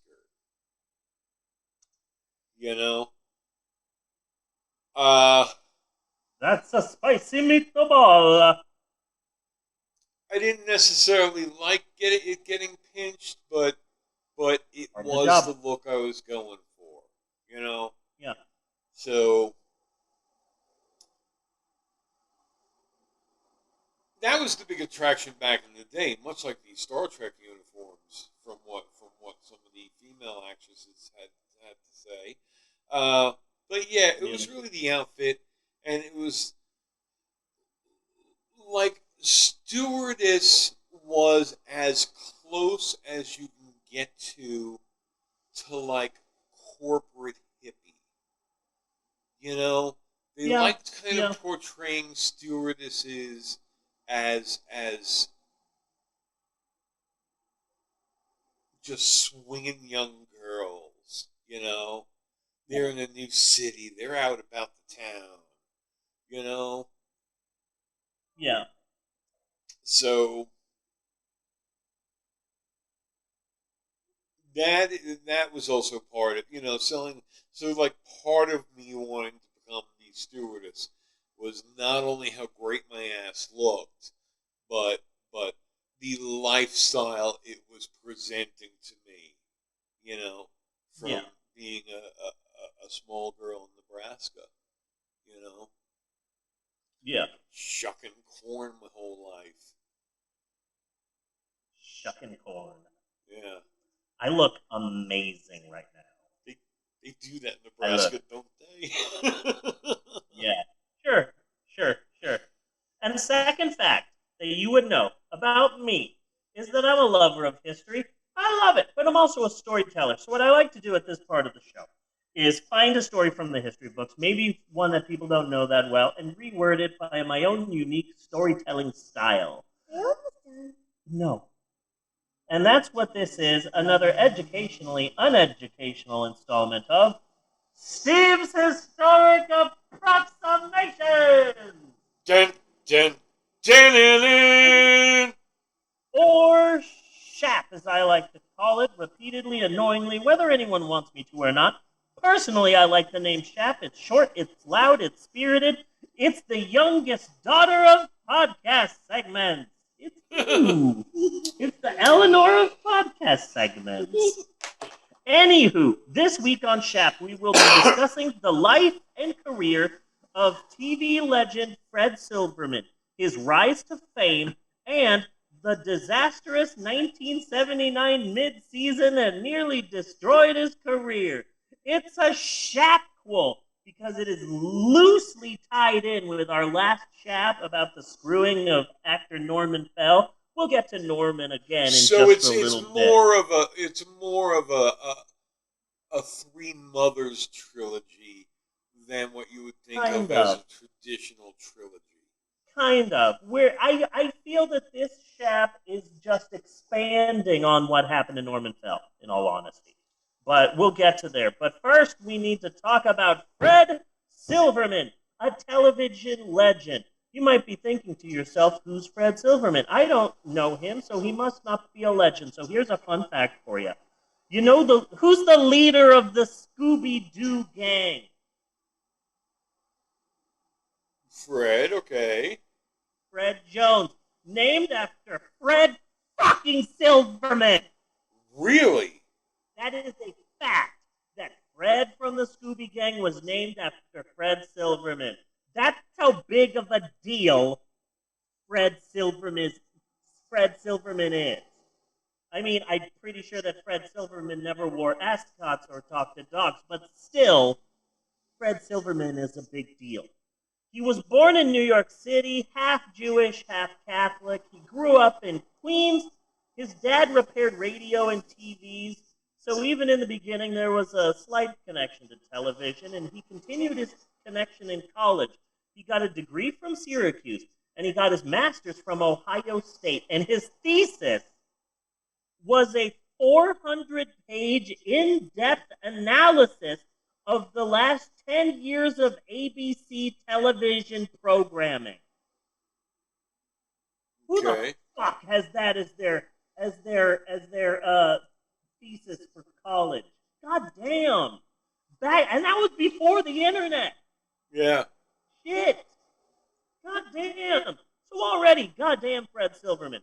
This thesis earns him a job at WGN in Chicago, the superstation. I love WGN in Chicago because it is a local Chicago TV station that in the 80s and 90s, if you had cable, you also had this one small-time Chicago TV station. Yeah. So, like, I grew up knowing who the Bleacher Bums were. Yeah. I grew up as, like, a 12-year-old who could do a decent Harry Carey impression before fucking Will Ferrell came along. You know, like yeah. I knew who Bozo the Clown was in 1983. Even though I lived in Phoenix, and that's really amazing. It's all because of WGN, the superstation. From there, he moved to WPIX in New York City, and then the So that's my stomping ground. Yeah. And he did so good there that led to his big break, CBS. First, he was overseeing all daytime programming. What the fuck would he do? I can't imagine what the fuck he would have done. WPIX was fucking WPIX. You know? He was one of the people who was in charge of selecting programming for the network. Yeah. And it's like, and so when he moved to CBS, his first job was overseeing daytime programming. So you get to choose the talk shows in the morning, the news programs. You get to choose what soap operas we run. And then after that, we're syndicating. Oh, shit. You know what that fucking means? Shit. Huh. He was responsible for the Don Ho show. Yeah, probably. Yeah. Yeah. Probably. Yeah. So he's overseeing all daytime programming at CBS. It's 1970. And back then, at CBS, The guy who was overseeing all daytime, who was overseeing all of the programming, period, was a guy named Michael Dan, and his idea was, okay, look, everyone right now is focusing on demographics, ages of people. Oh, we want to advertise to young people. We want to advertise to 25 to 39-year-old. That's not how we used to do things back in the day. Back in the day, it wasn't about demos and specific audiences. Screw all that. We're going back to the old days. Back then, it was just about getting viewers.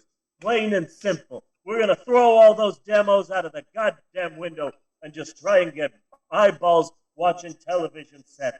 It's as simple as that. But the problem is, it's the 1970s, and please, it's a toy, but there is a tiny magnet in that Eleanor, so please do not point it at any of these expensive things, okay? Okay, just as a favor to me, your other mother. So the problem is that it's the 70s, and advertisers are like, okay, Michael Dan,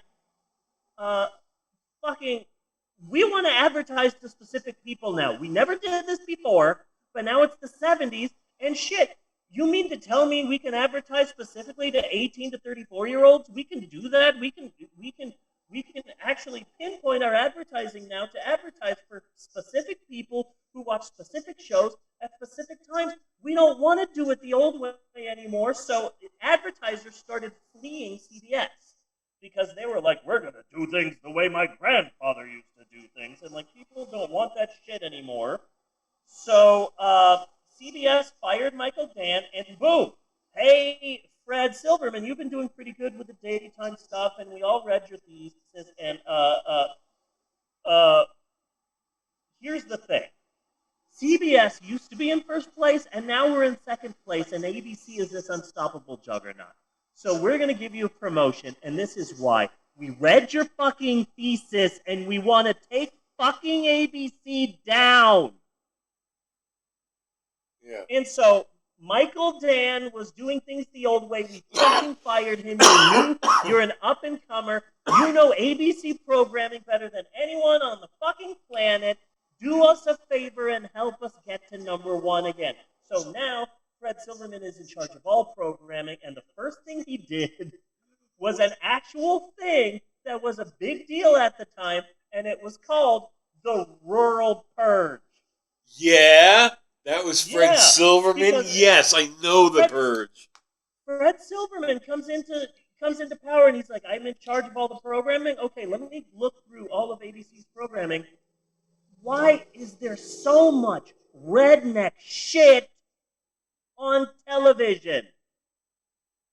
That worked in the 50s. That worked in the 60s. It's the 1970s. We gave... You mean to tell me there's a show on TV called Mayberry RFD? Do you really think in the 1970s people want to see more of the Andy Griffith show in color? So he's like, the first thing we need to do, man, we have young people who are wanting to watch TV, and we've got all of this old-timey Green Acres shit. So the first thing we need to do is like, if we want young people to watch our network, we cannot have so many hours of programming a week dedicated to... So it was an actual thing that they called the Rural Purge. Green Acres, Hee Haw, the Beverly Hillbillies, Gomer Pyle, Mayberry RFD, Petticoat Junction, all canceled, all gone. And then the year after that, they would even cancel Lassie. Pat Buttram, the actor who played Mr. Haney on Green Acres, he literally was quoted as saying, CBS canceled everything with a tree in it. Oh! Including Lassie. And that was Fred Silverman's big idea, that like we need to get the redneck shit behind and focus instead on the hip people, the young people, the hip new generation. Of course, we're talking about the generation that will never die. Baby boomers. Yep. So he greenlit so many shows that he thought would be cool and marketable for young people and modern day people in the 1970s. He personally greenlit more upscale fare, The Sonny and Cher Show, Kojak, All in the Family, MASH, Barnaby Jones, the Mary Tyler Moore Show. Yeah. That was all Fred Silverman. He was also really good at spotting spin-offs. He greenlit All in the Family. And he's like, I've got an idea for a show. Racist guy is racist. The fucking show. And it was a big hit. And so Fred Silverman was one of the first people to say, this show is a hit. Let's make another one. So All in the Family is a hit. Oh, this one black family's popular in it? Shit, give them a show. The Jeffersons. Yeah. This is now a show. It's a spin-off of All in the Family. And oh, what? People love fucking B. Arthur? Great. Give that bitch a show. Yeah. And that's Maude. And then the Mary Tyler Moore Show gave birth to Rhoda. And then All in the Family gave birth to Maude. And then Maude was, Maude was a sort of progressive woman. And so she was friends with a black family? What? And the black family was given a show, and that was Good Times. It was a spin-off from a spin-off of an original show. This is spin-off. Okay, wait. Maude was not friends with a black family. Florida worked for Maude. Florida was the maid. Florida. Oh, that's even fucking worse. But yeah, they gave Florida a spin-off, and that was Good Times. That's like if Frasier gave birth to the show It's Nice. Yeah. You know? Which I do think he had a spin-off for a little while. Huh? I do think he had a spin-off for a little while. Nope. He did not. But like All in the Family... So, I'm sorry, but All in the Family, like, much like Happy Days was kind of doing, they would bring on certain characters just to see if, like, maybe we can get a spin-off out of them. Like the Jeffersons was the only real. We'll get to Mork and we'll get to Mork and Ork and Laverne and Shirley in a little bit. Yeah, like the Jeffersons was the only real legitimate spin-off. They were fairly regular characters. They were the neighbors. Yeah. They were recurring characters on the show. Maude came on as Edith's sister or cousin or some shit like that. Some bullshit reason to have her on the show. They liked the chemistry. Bang. Spin-off. Yeah, that was Fred Silverman. Let's try her in another episode. Yeah. Fred Silverman was one of the first people to be like, hey, people like this character. Give him a show. Fuck it. You know? He was the first person to really do that. And so, All in the Family gave a spin-off to Maude. Maude gave a spin-off to Good Times. And suddenly it's like, okay, yeah, sure. We'll have a black show for black people. And it's like, wait, blacks and whites are watching Good Times? Oh, damn. Okay. This is actually, we thought that this would be a show that, minorities would watch, but everyone is watching Good Times. Shit. Well, Fred Silverman's like, I think we finally might have something to take down fucking Happy Days. Because ABC had a golden goose in Happy Days. And everyone's like, nothing can defeat the power of Happy Days. And it's like, yeah, but we can at least make it so that minorities won't watch Happy Days. We're putting Good Times head-to-head against Happy Days. And it did finally start chomping at the ratings of the golden goose that was Happy Days. So Fred Silverman was the first person to oh shit, Happy Days is bleeding. That means we can kill it. All hail Fred Silverman, the man who took down fucking Happy Days. So, that's important. Put a pin on that for later. He also revitalized the game show world. And oh my god, this blew my fucking mind when I found this out. Holy forking shirt balls. Okay. Apparently, The Price is Right started on NBC in 1956 and lasted for 57, 58, 59, 60, 61, 62, for 7 years until it was canceled. And then ABC said, oh, you canceled The Price is Right? This is a big hit. We'll take it from you. And then ABC ran it for a few years, and then that didn't get good ratings, and so they canceled it. And the general idea was it was on NBC, and then it had bad ratings, and so they canceled it. And then ABC picked it up, and guess what? It had bad ratings there, so they canceled it. So this is what it is. The Price is Right is a dead game show. It's dead. No one will ever want to watch it again. No one will be watching this 10 years from now, 20 years from now, 40 fucking years from now. No, The Price is Right is dead. It's dead. No one will ever want to just keep watching The Price is Right over and over again. And Fred Silverman went,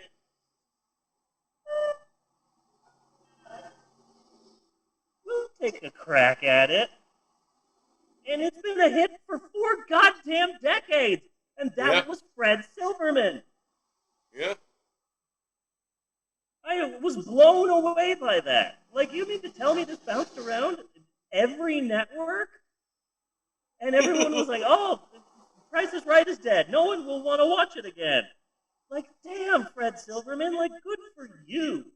Already, he's huge, and we haven't gotten to the main part yet.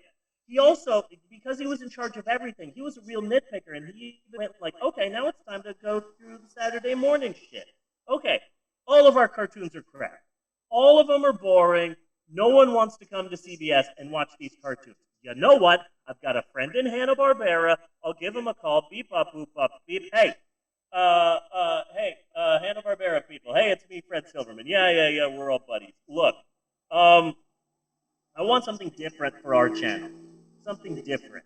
You know, I watched all the cartoons we got on the network. I've watched all the cartoons from the other network. They're all happy, smiley.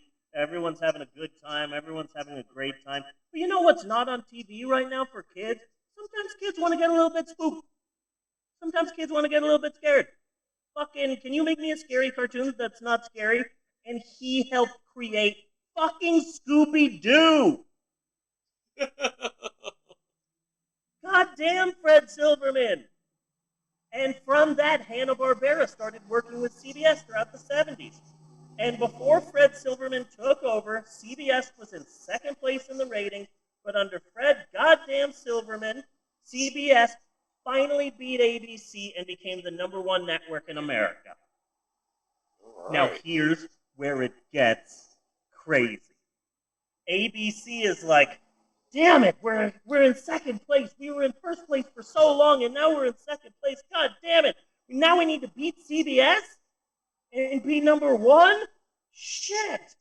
We're losing the ratings. We need to turn this network around. But who could turn this network around? Who could do that? Who has experience with getting a network that's in second place and turning them into first place hits? Okay, I've got an idea. Hear me out. This is going to sound crazy. And so in 1975, Fred Silverman was made president of ABC. How crazy is that? Suddenly Fred Silverman is in charge with helping to save Happy Days, which he was responsible for killing in the first place. Yeah. And he was the one who was like, shit, people don't want to watch Happy Days anymore? Okay, how about this? Then this is what we do. We use it for spin-offs. Fucking, let's get some characters in there. See if people like them. If they like them, we'll give them a hit. Hey, here, put these 2 wacky chicks in there. Oh, people like them? Great. You have a show with Laverne and Shirley. I don't care. Do it. Let's have a show where, I know it's in the 50s, but fuck it. What if we do an episode where there's an alien? It doesn't fucking matter. It's TV. Nobody cares. So yeah. It's all crazy, but he did it. He greenlit Charlie's Angels, The Love Boat, 8 is Enough, Three's Company was his goddamn idea. So, Fantasy Island Feud. He came up with Good Morning America, for shit's sake. And And he did spin-off magic again. He came up with the idea for the Bionic Woman, Laverne and Shirley, and this is crazy. In ABC, all of their Saturday morning cartoons were done by a company named Filmation. And Fred Silverman fired them and were like, hey, Hanna-Barbera, it's me, Fred Silverman. I'm in charge of ABC now. And I know you're working for CBS, but could you also work for ABC? And that's why in the 70s, you saw Hanna-Barbera fucking everywhere. Yeah. Suddenly, Yogi Bear is in an arc in the sky, stopping global warming. And then over here, Scooby-Doo is over here. Scooby-Doo and Shaggy are in the Laugh Olympics, and then over here, Yogi Bear is like in space, doing a racing in space. And oh, look over here, it's the all new Scooby-Doo Adventures. CBS stopped doing Scooby-Doo, so then Fred Silverman is like, let's do Scooby-Doo on our network. And then CBS is like, hey, we had Scooby-Doo, Where Are You? So you can't do Scooby-Doo. So, okay, then we'll do the new Scooby-Doo Adventures. Shit, we'll team them up with Batman. We don't give a shit. We'll take Scooby-Doo from you.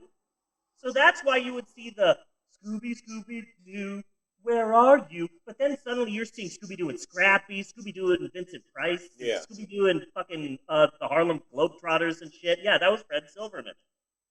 Fred Silverman made CBS beat ABC, and then he jumped ship and made ABC beat CBS. Excuse me, you're making my fake boobs fall. You unhooked one of my boobs from the back, and now I've got saggy boobs.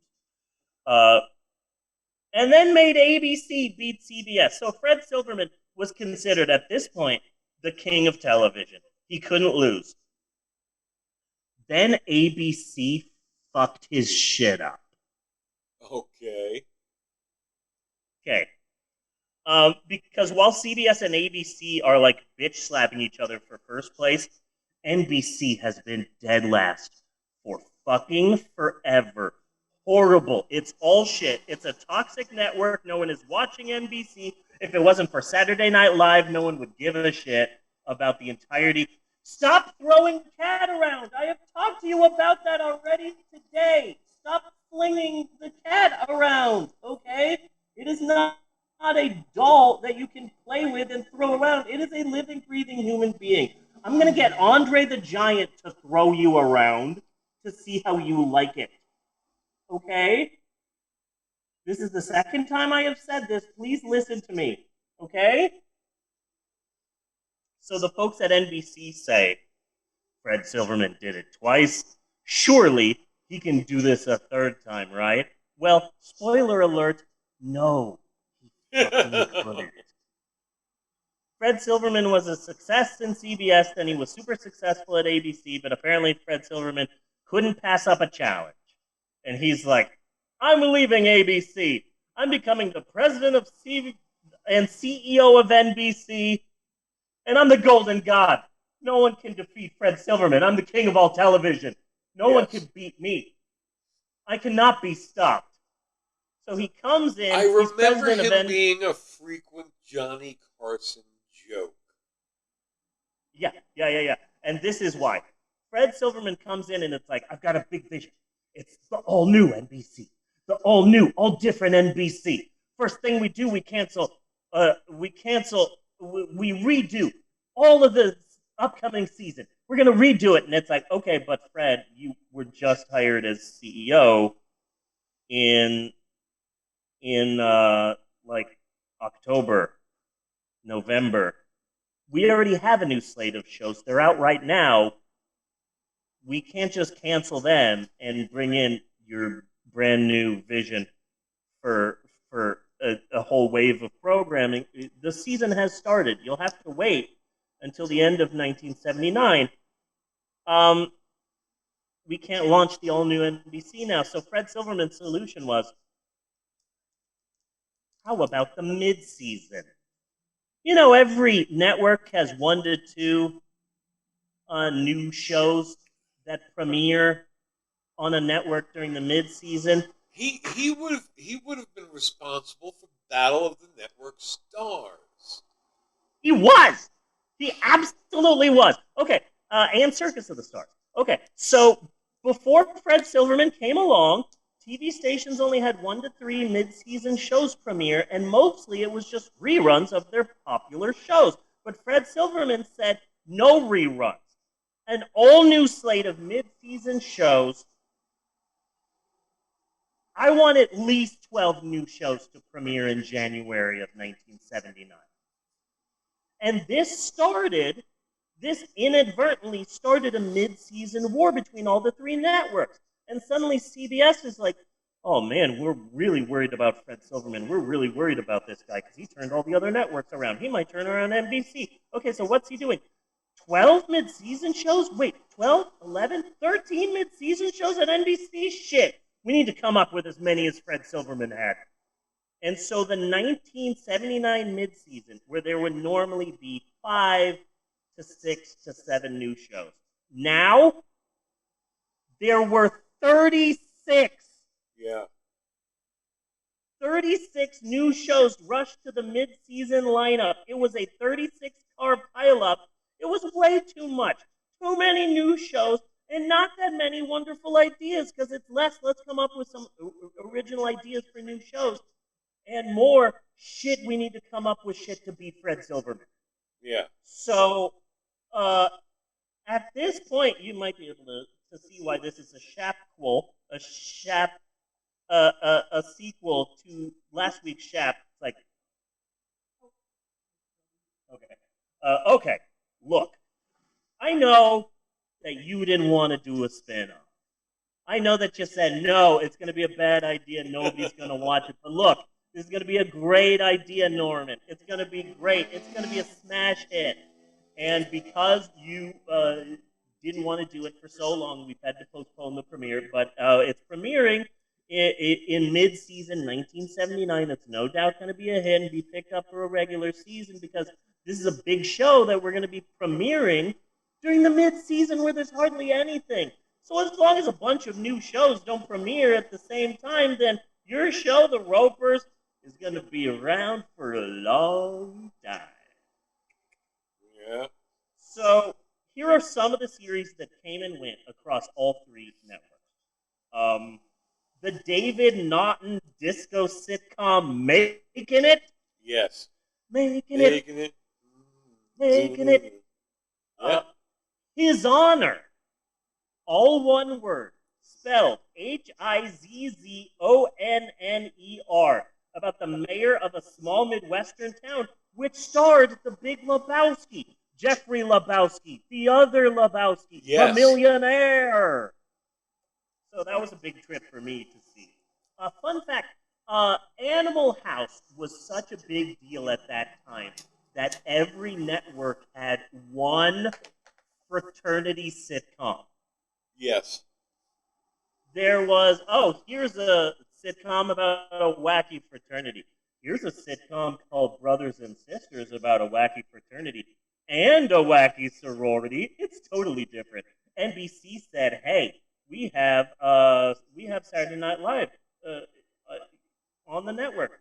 Fuck it, we'll do the official Animal House show." Oh, we can't have the rights to Animal House? Okay, loosely based on National Lampoon's Animal House, they premiered Delta House, featuring returning cast members, the Dean, and the Fat One, and no one else. No. D-Day.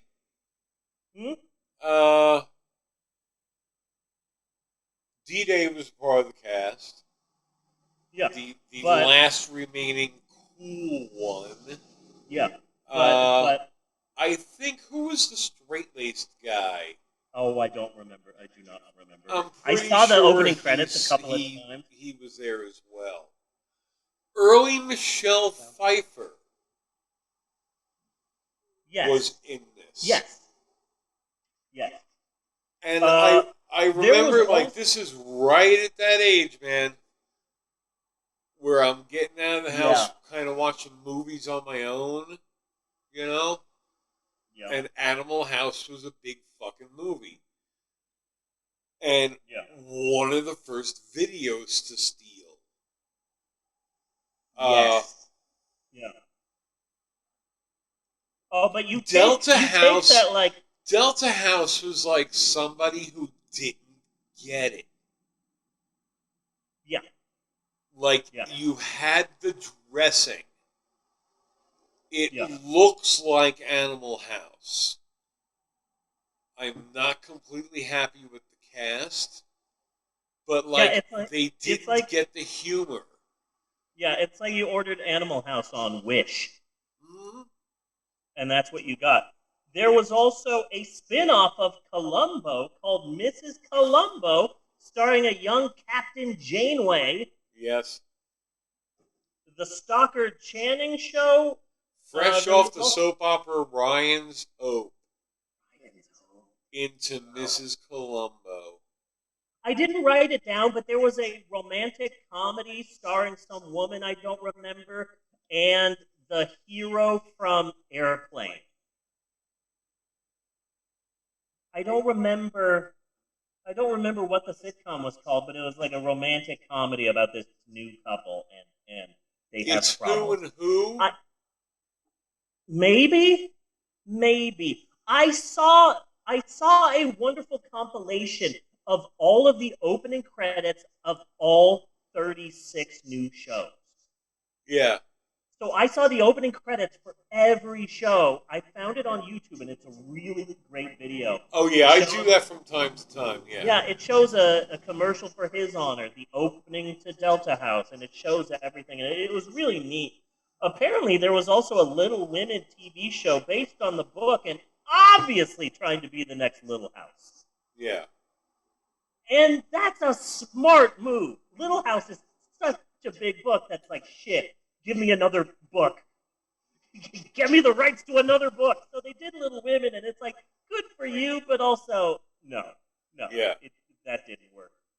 One of the biggest failures was the sitcom Hello, Larry, starring McLean Stevenson from MASH. And NBC promoted it as America's next big comedy smash hit. And it was such a big hit.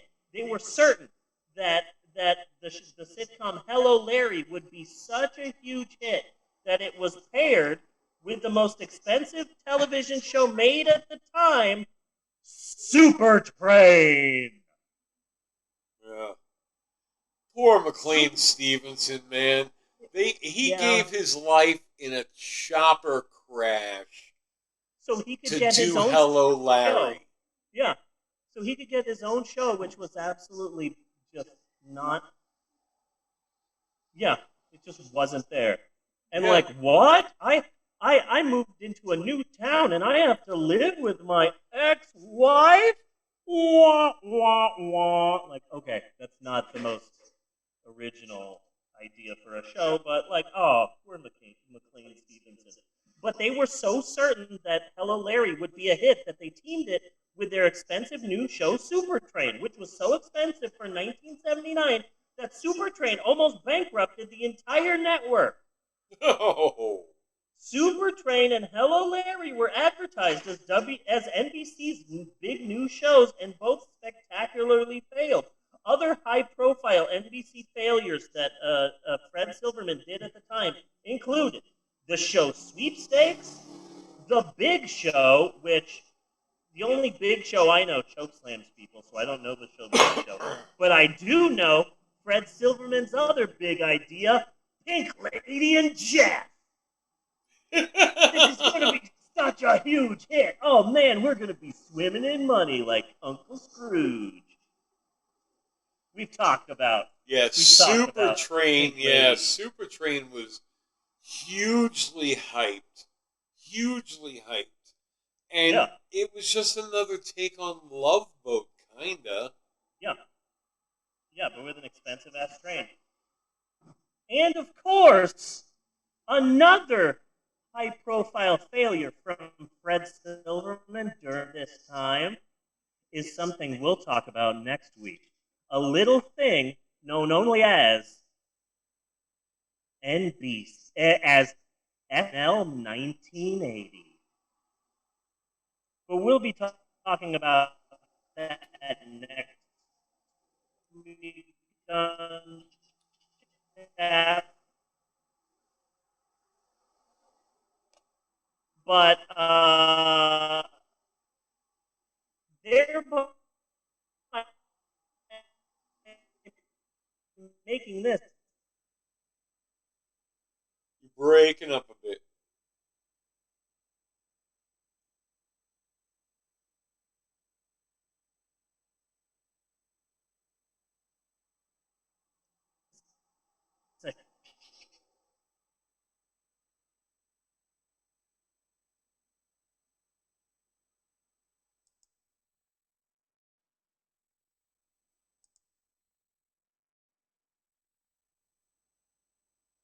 Okay, Bunny, are you there? There you are.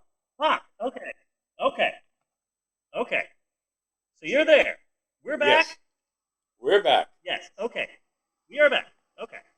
So, Fred Silverman almost bankrupted the entirety of NBC. And one of the big things he's known for is a little fight that he got with one of the cast members of SNL, which led to the creation of NBC, of Saturday Night Live 1980, which is considered the worst season of Saturday Night Live and almost canceled the entirety of the show Saturday Night Live.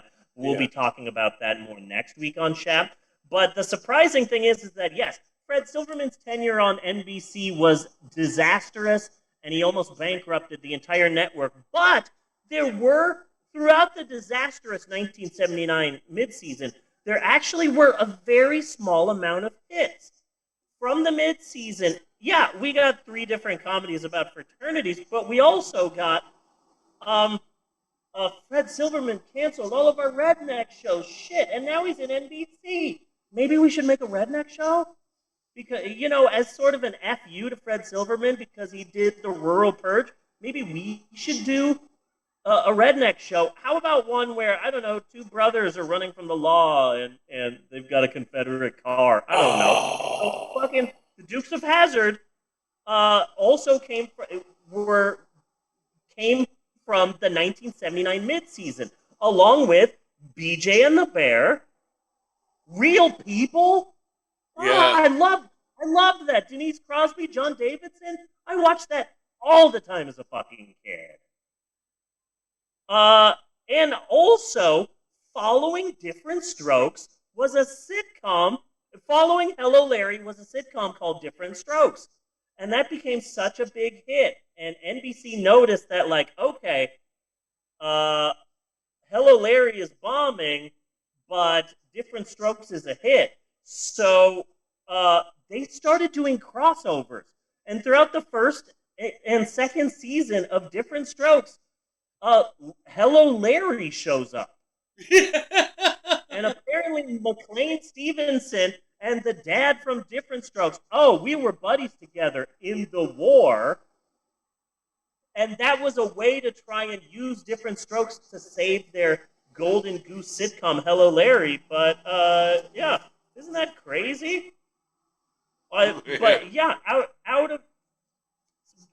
the 1979 midseason is like a disastrous moment in television history,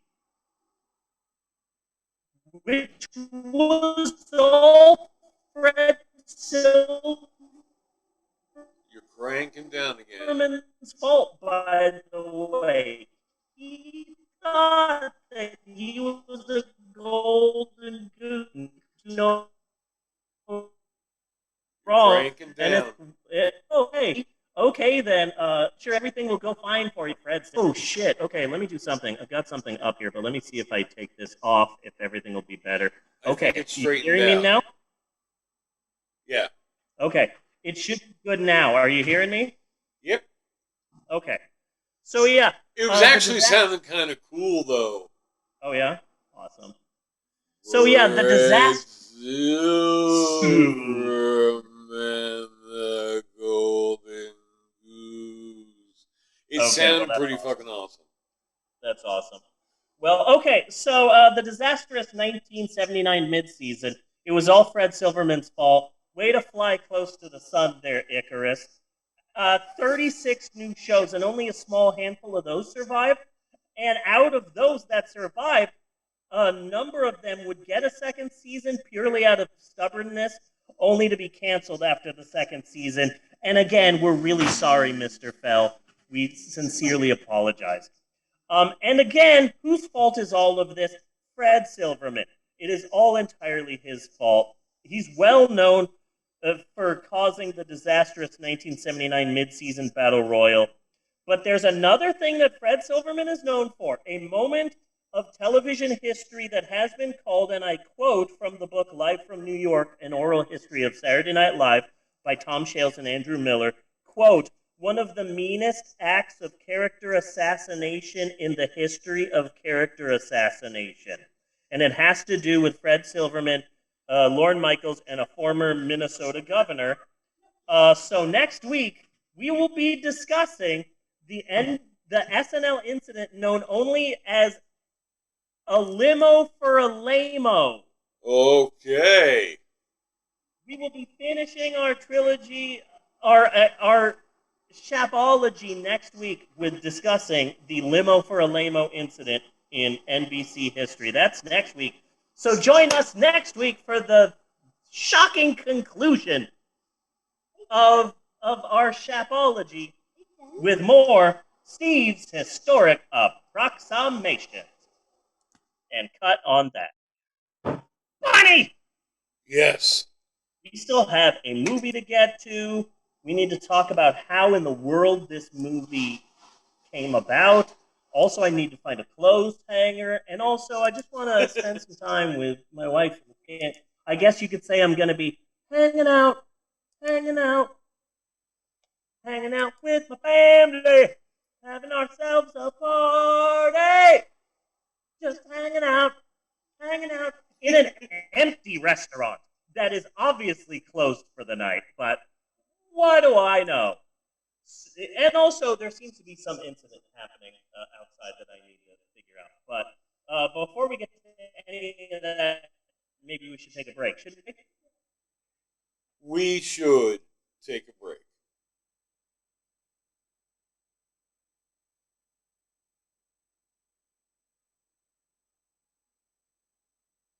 And we will be right back with more of the Pope on Film after this. Do. That is fine.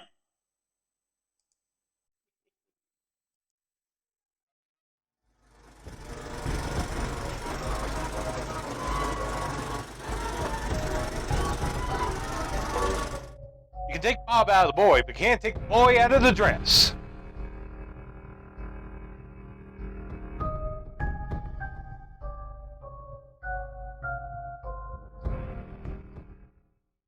I had some crazy nicknames back in the 70s, but all those friends died in the 80s. Okay, so I'm going to show you one of my favorite books in the world, and it's right here, and it's called Heaven is Real and Fun by Kim Robinson, and then here's the subtitle. It actually says, you don't float around wearing diapers and eating grapes. I love this book so much. This woman believes that, like literally believes that when she prays, Jesus takes her from earth and lets her play in heaven.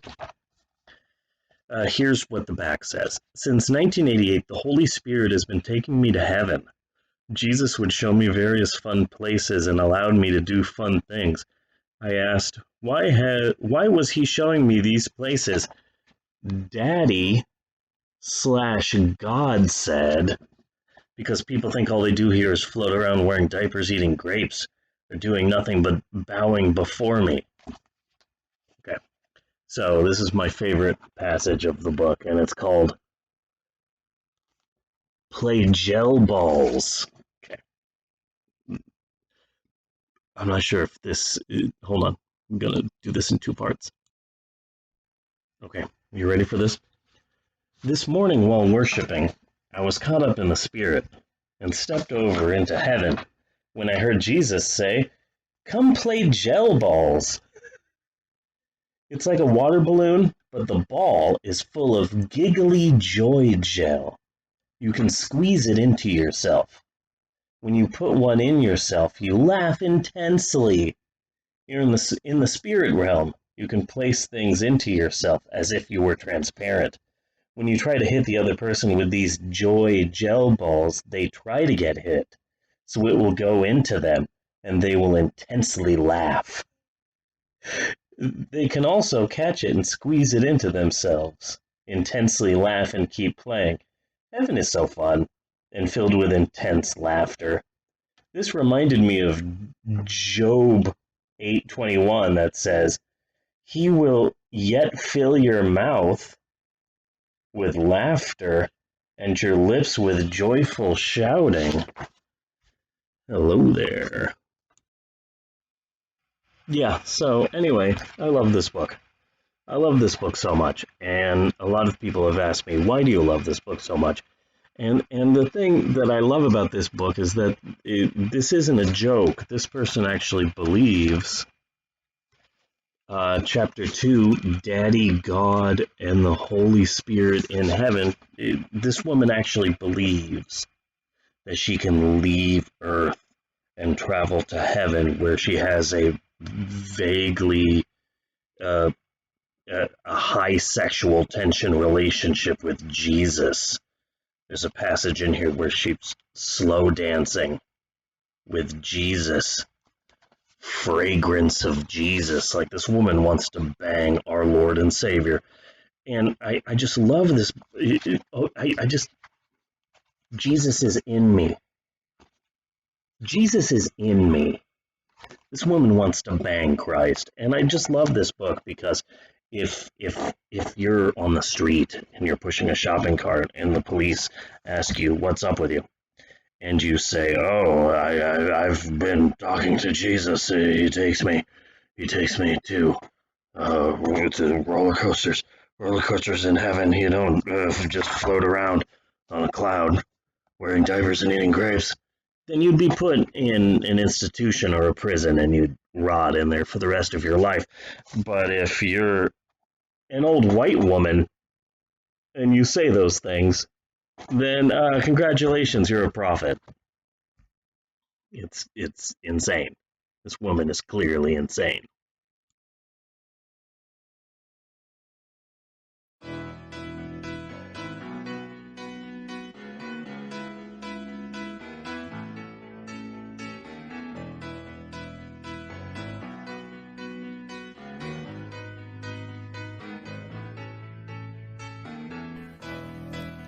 Just a small town girl living in a lonely world.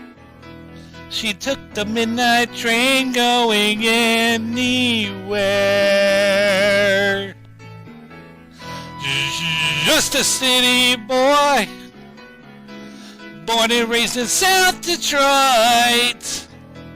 He took the midnight train going anywhere.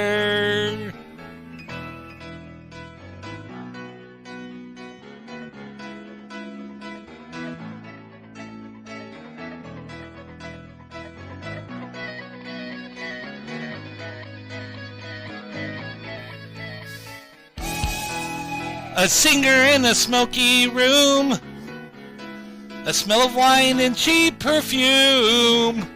For a smile they can share the night. It goes on and on and on and on. Strangers waiting up and down the boulevard. Their shadows searching in the night.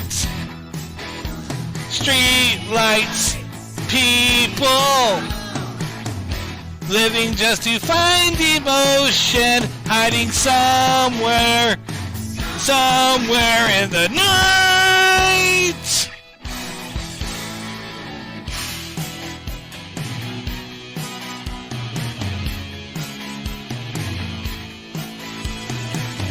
Working hard to get my fill, Everybody wants a thrill, paying anything to roll the dice just one more time. Some will win, some will lose. Some were born to sing my blues. Oh, the movie never ends, it goes on and on and on and on. Strangers waiting, walk up and down the boulevard, their shadows searching in the night. Street lights, people living just to find emotion, hiding somewhere in the night.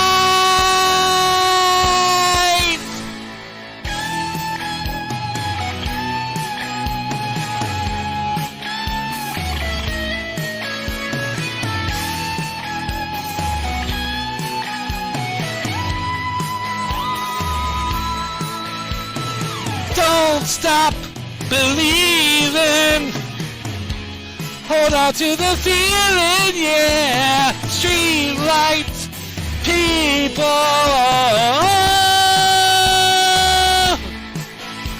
Don't stop believing. Whoa. Street lights, people.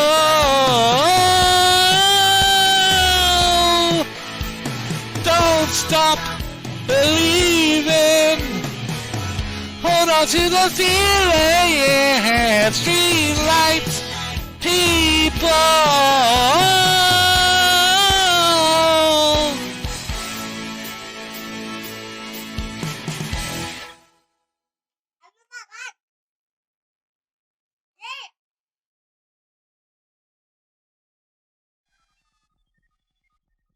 Oh, my atomic superman. Answer me this question. Why is Baron Frankenstein such good fun? Frankenstein. 'Cause he's soon as you in stitches. We know. Get it. Morons. Diamond light, lover boy. We live the space with minimum waste and maximum joy. City lights, business night. When you require streetcar design for higher heights. No place for beginners or sensitive hearts. Sentiment is left to chance.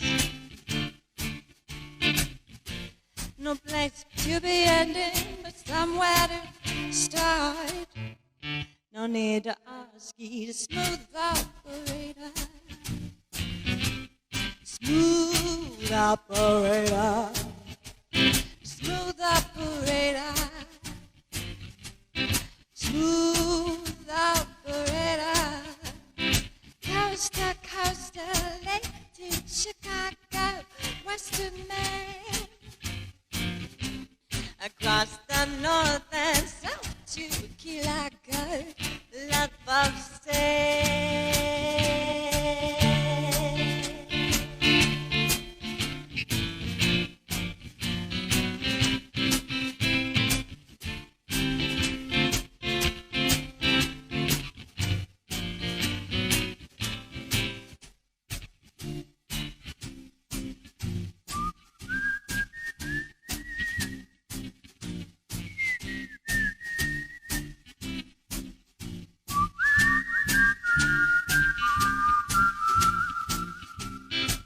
Mike Merrill is gonna make some turkey enchiladas and think of me while enjoying that, I hope you make yummy sounds.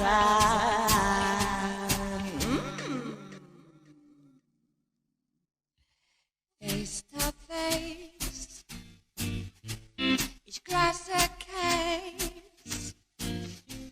We shattered books and double-crossed, yet in the chase. A license to love, insurance to own. Melts your memories and changes them into gold. His eyes are like angels, but his heart is cold. No need to ask you to smooth operator. Smooth operator. Smooth operator. Smooth operator.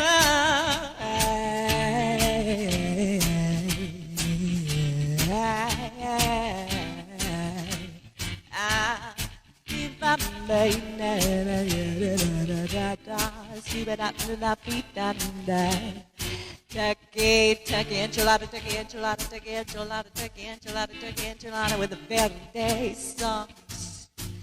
Oh, turkey enchilada, turkey enchilada, turkey enchilada, turkey enchilada with green sauce.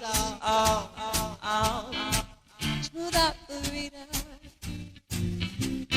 smooth operator, smooth operator, smooth operator.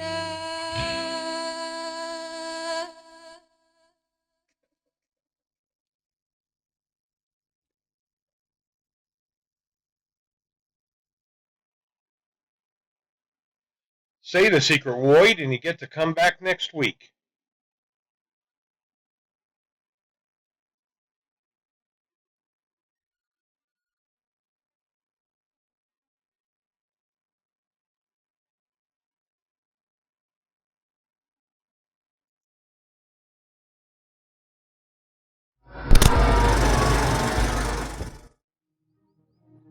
So, now you got a big payday with a big stock option, huh? Yeah, I earned it. All those big deals I did with NCT. And millions of dollars of revenues and sales. Well, you've done a great job, Rod. Meet Rod. Hi. A young software salesman on his way to achieving his Silicon Valley dream. Thinking about opening up a green tech company. Really? Meet Natalie, a beautiful young fashion model, driven by passion. I remember you now. You were my English class. I was. Yeah. So how come you never made a pass at me in school? Throw true love into the equation and anything is possible. I was wondering if we can keep in contact. Sure. How big was the sale? $1 million. In other news today, the population of polar bears is declining rapidly. Hi, my name is Jerry Owens. I'm from Solar Power Accessories. This morning, flocks of seagulls and crows were found dead in downtown San Jose and along Highway 101. Hey, I thought I told you to stand back. These birds are contaminated. The crows and seagulls also caused an accident on Highway 101. Authorities are investigating the cause of their death. Rod, let's get out of here.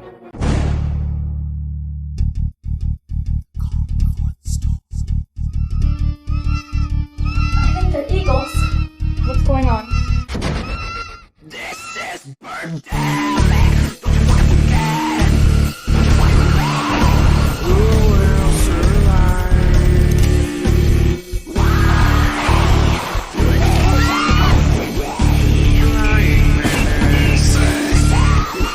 I'm not worried about the blackbirds. They're not the dangerous animal. It's the human species that's the dangerous, menacing, terrifying animal.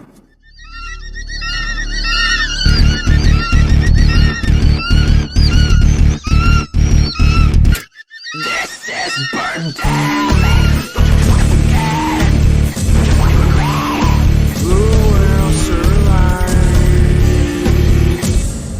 Why would birds do something like that? Why would they just attack? I don't know.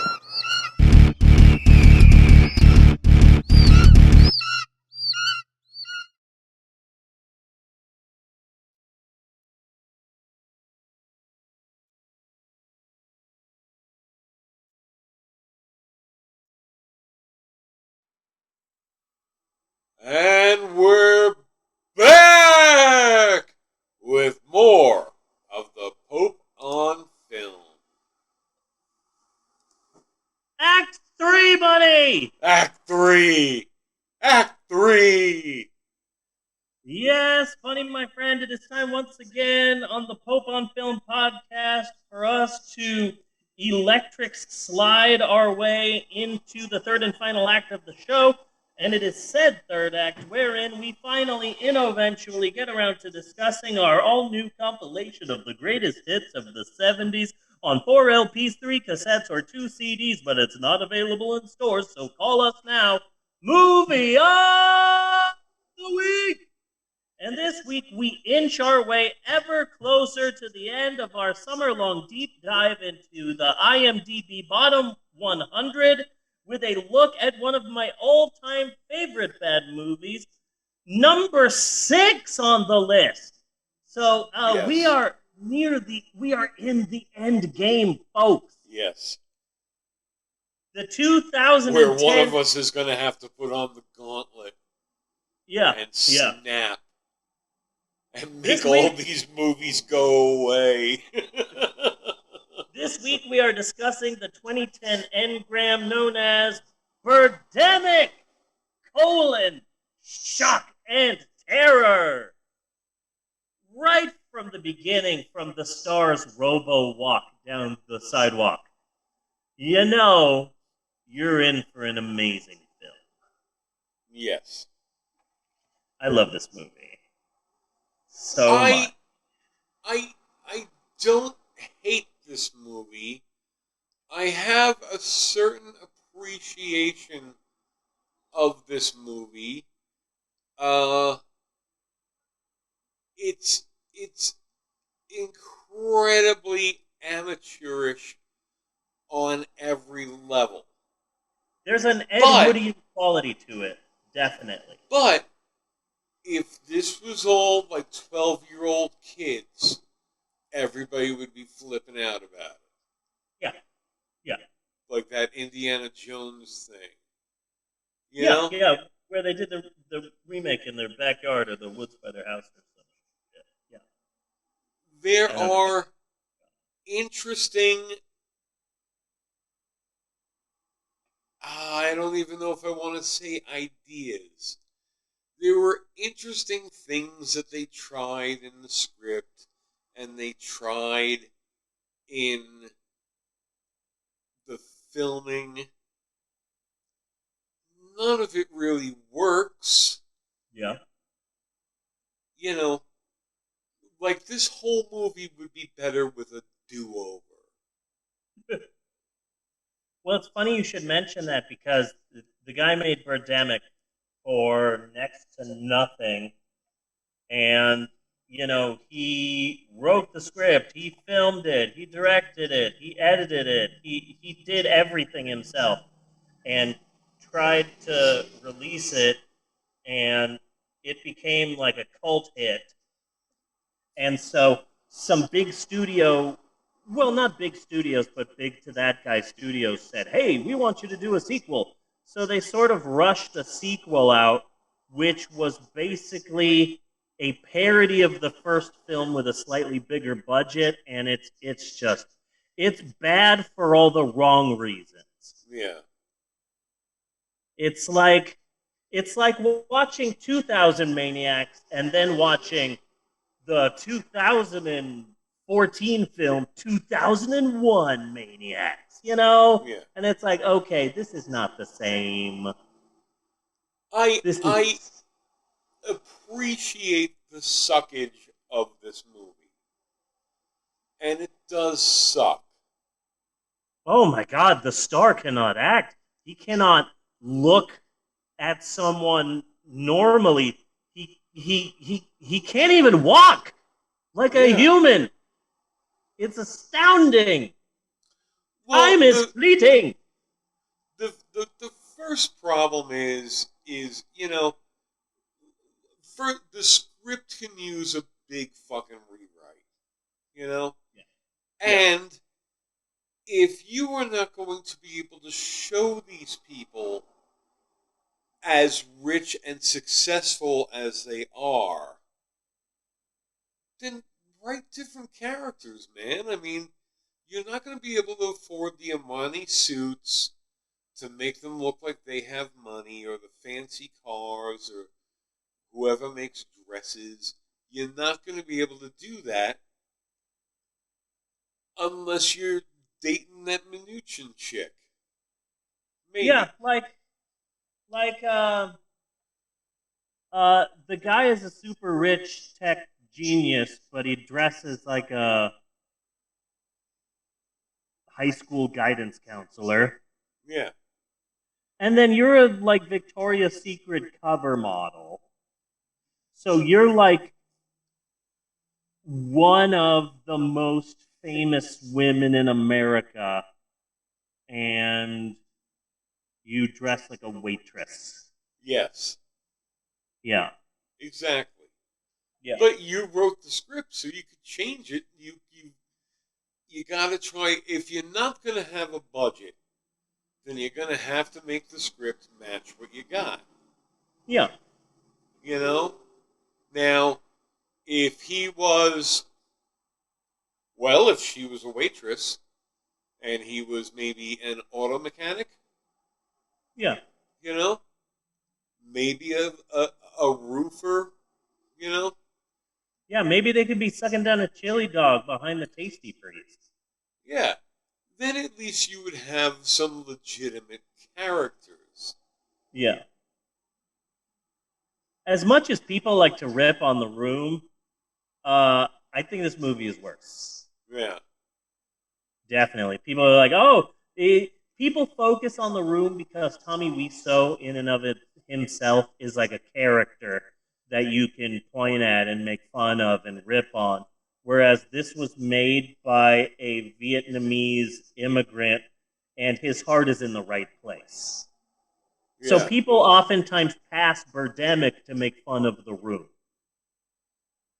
Well, yeah, okay. I think good writing should transcend language and culture. I mean, other cultures have written some damn good stories. This ain't it. Yeah. Yeah. And the effects. Oh, well, first, wait, it's like main character, talk. And then somewhere you run into a Mr. or Mrs. Exposition character. Yeah. And that's all they are. That's all they're there for, is to spew exposition. In the beginning, what's going on. In the beginning, where the model goes to talk to her mom, I was really worried for a second. Even though I've seen this movie a million times, every time she goes to talk to her mom, I imagine, I definitely have breast cancer. Every time I picture the mom from The Room. And it's like, damn, it's like a bad movie cinematic universe. Yeah. And you mentioned... What? Go ahead. You mentioned special effects, and it's like, hold on. You mean those weren't real birds? Holy shit. God damn, who does their CGI? I was 100% fooled. It's funny because you don't see the birds until like 45, 50 minutes into the film, and you're like, God damn it, I don't care about this romance, just get to the birds. God damn it, now it's the weakest sex scene in the world, just give me the birds. And once the birds pop up, they start emitting the most annoying frequency known to man over and over again on a loop, and it's like, shit, please just cut back to someone in a car talking. Yeah. Because I cannot handle these bird noises anymore. And, like, there was minor background talk about the birds and the bird situation. There was some build-up, and really nobody in this fucking movie could act. Nobody. But then it went from everything's pretty normal to a bird apocalypse in a fucking hurry. In 1 second, you just blink and suddenly it's a bird apocalypse. Yeah. But all of those effects, or at least most of those effects, I recognize from a program called Particle Illusion, which never gained any real traction. And a lot of that is just stock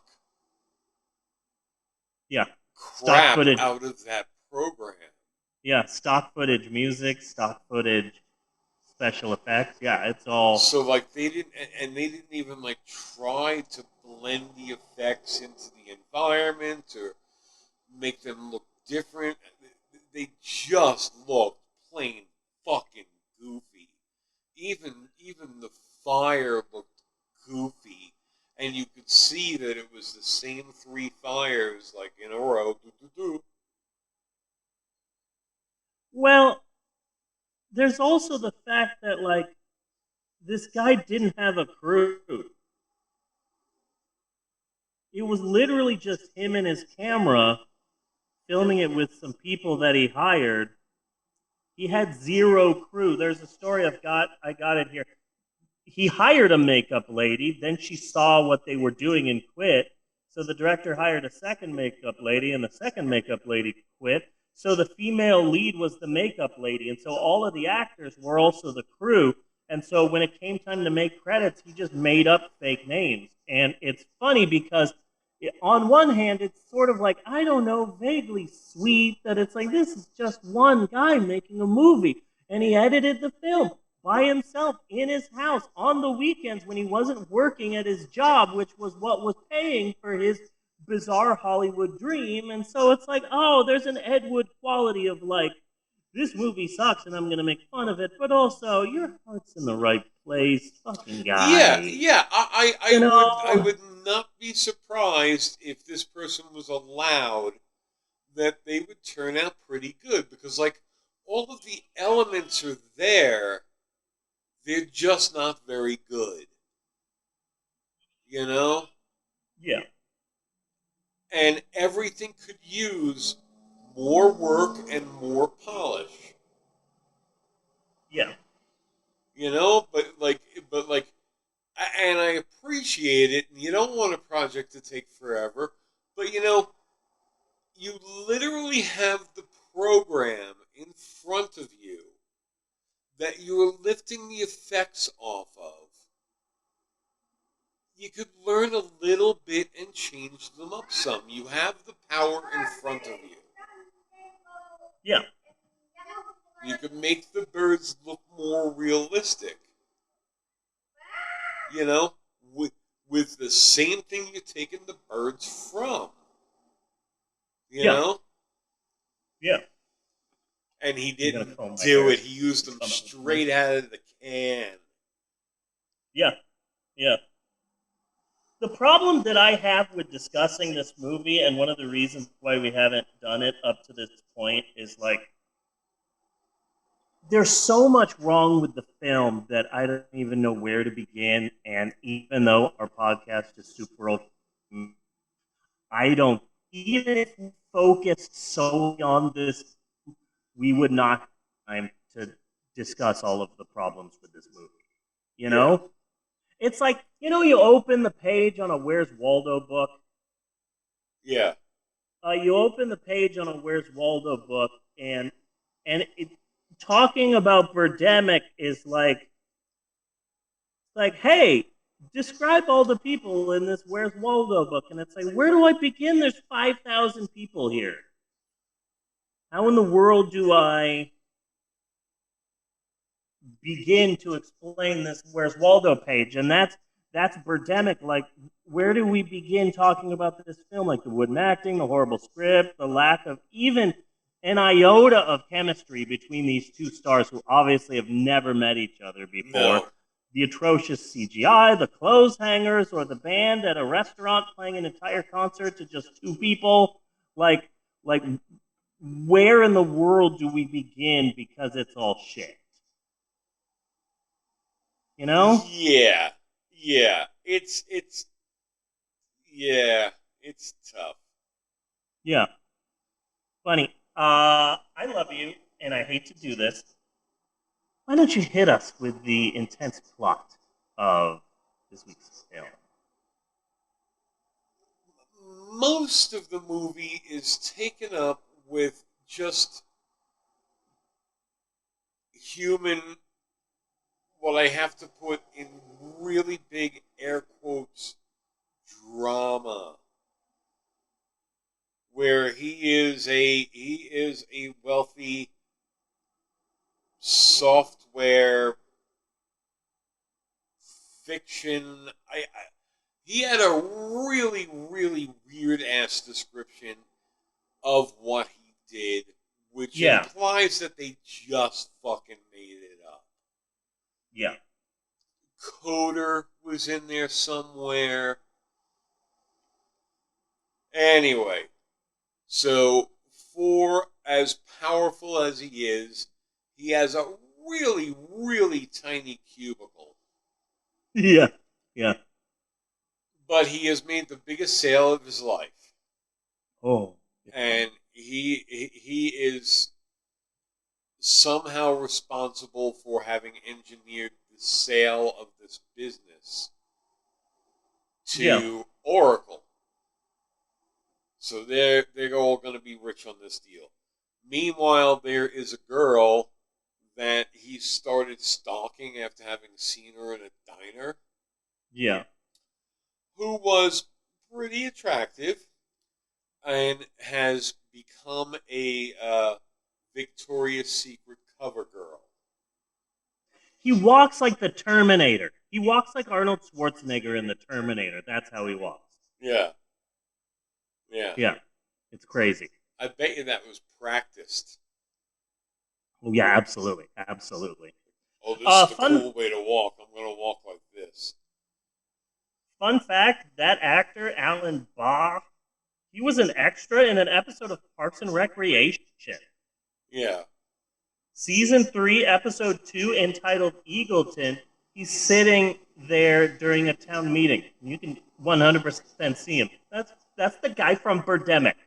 In an episode of the hit NBC show Parks and Recreation. I just wanted to point that out. So we spend a lot of time really exploring how successful they both are in various ways, either meeting and talking with her mother or whatever. It's human, quote unquote, drama. It's hey, let me tell you about how successful I am. I can't show you, so I will tell you. Yes. I am successful. Oh, yes, definitely. Do not look for any proof that I am successful because we don't have a budget to show you. But believe me, I am very successful. I don't want to dress like I'm successful, and apparently neither do you. Yeah. So let's hang out in this podunk town somewhere in USA and have a cheeseburger. Yeah. Because we're successful.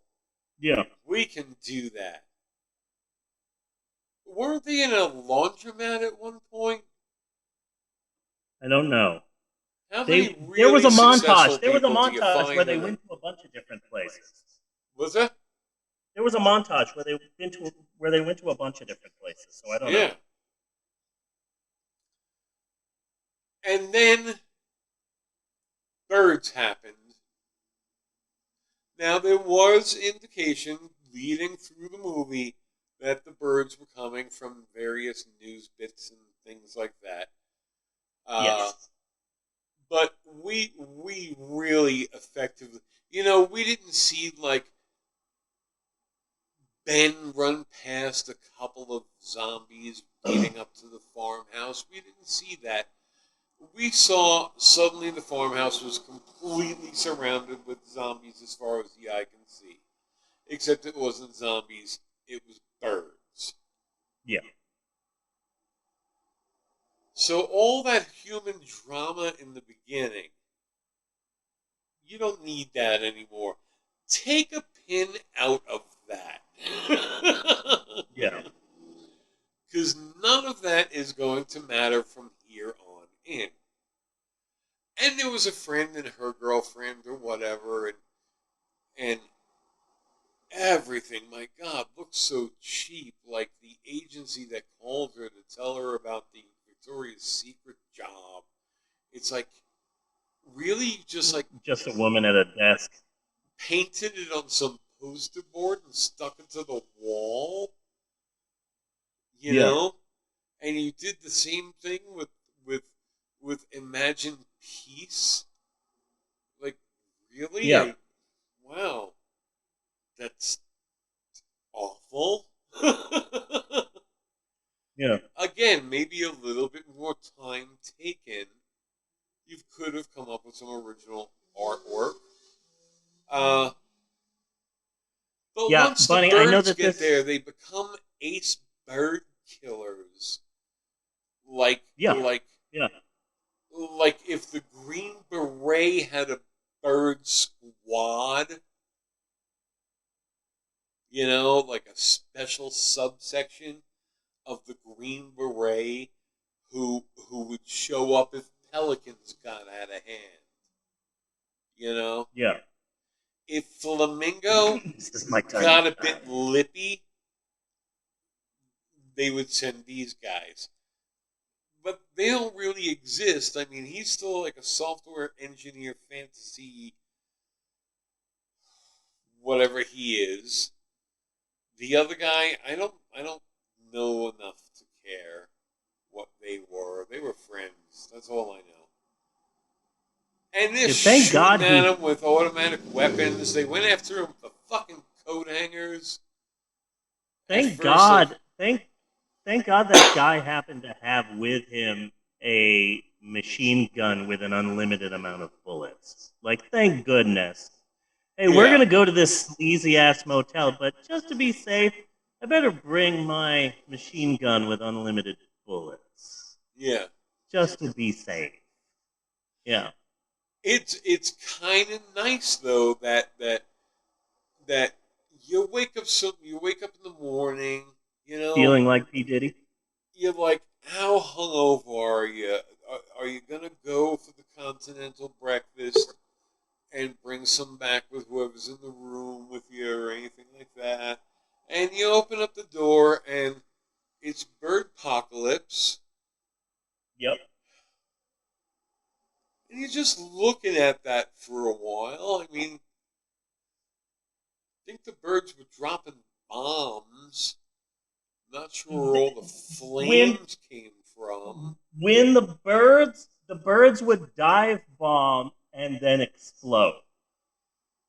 No one ever mentions it.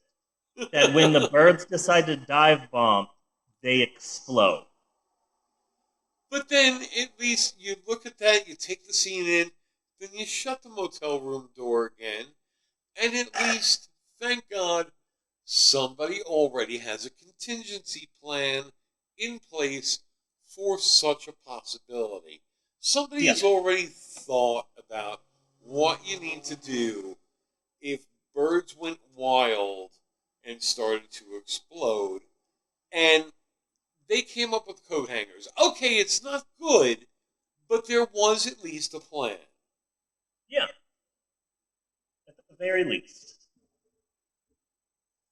At least there was a plan.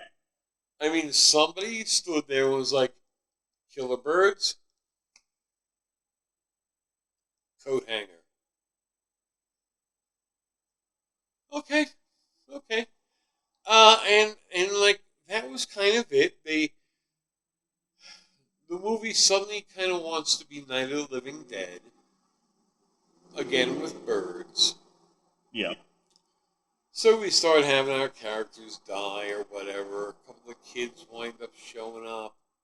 I don't know. The one dude kind of like picks up a family along the way. Nothing terribly important. No, not at all. And then the best that I got it, for some reason, the birds just kind of decided they had enough. And they just left. They just legitimately decided to leave. Yeah. So they all sat down on a beach and watched all the birds fly away like they were watching Godzilla return to Monster Island. And it stays on them for so long. It stays on them through the whole fucking closing song. Yeah. Yeah, it's ridiculous.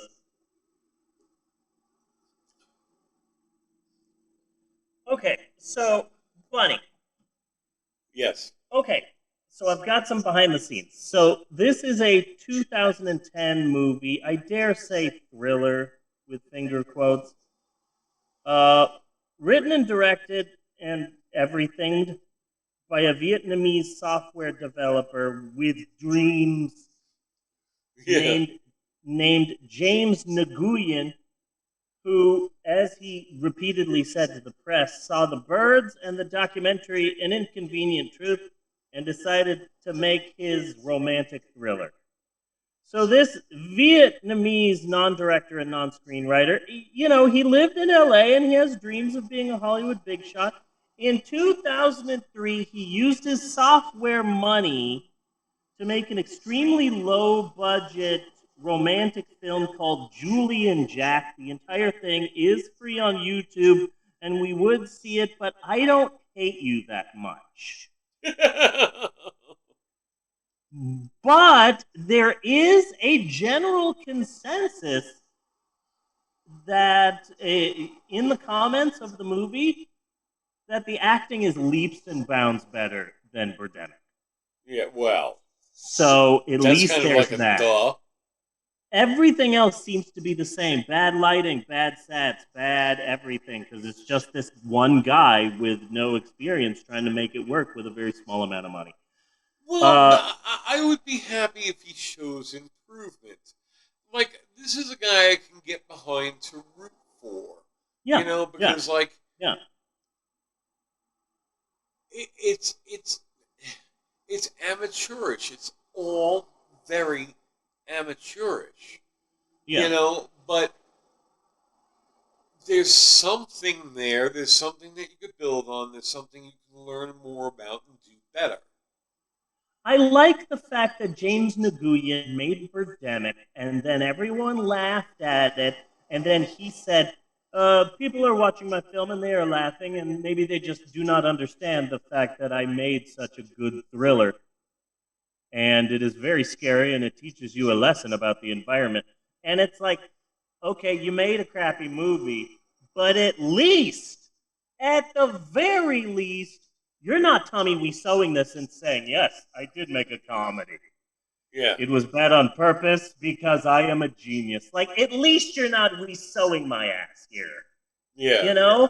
You're not admitting to the fact that it's bad and saying, oh, people just don't understand my art. But, like, I'd take that over trying to And God Spoke this and saying, well, for my next film, I thought, what would be the pinnacle of comedy? You know? Like, at least you're not doing that. So after Julie and Jack, in 2005, he directed a science fiction thriller called Replica, which would stay unreleased. This is never a good sign. His 2005 film Replica would stay unreleased until 2017, when it would finally be released by Riff Tracks. Oh. That's not a sign of quality that your film finally gets released on Riff Tracks. Like, ooh, okay. Then Birdemic happened. Buddy, I know this will come as a shock to you, but the budget for this film was only was actually under $10,000. I figured $100 million at least. Oh my God, sure. How much? Under 10,000. Under 10,000. Yeah. Okay. So he He's got a counting cast gas of, money. Yeah. He got a cast of definitely non-actors and filmed Birdemic on the weekends because everyone else had actual jobs because none of them were actors. He had 0 permits, so he did it Ed Wood style. Yeah. You know, just showing up at a location and start filming, which led to a big fight between him and one of the cast members.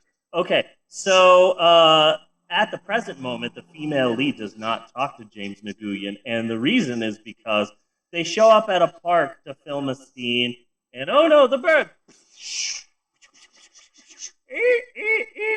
And they don't have a permit, so they just showed up with their clothes hangers.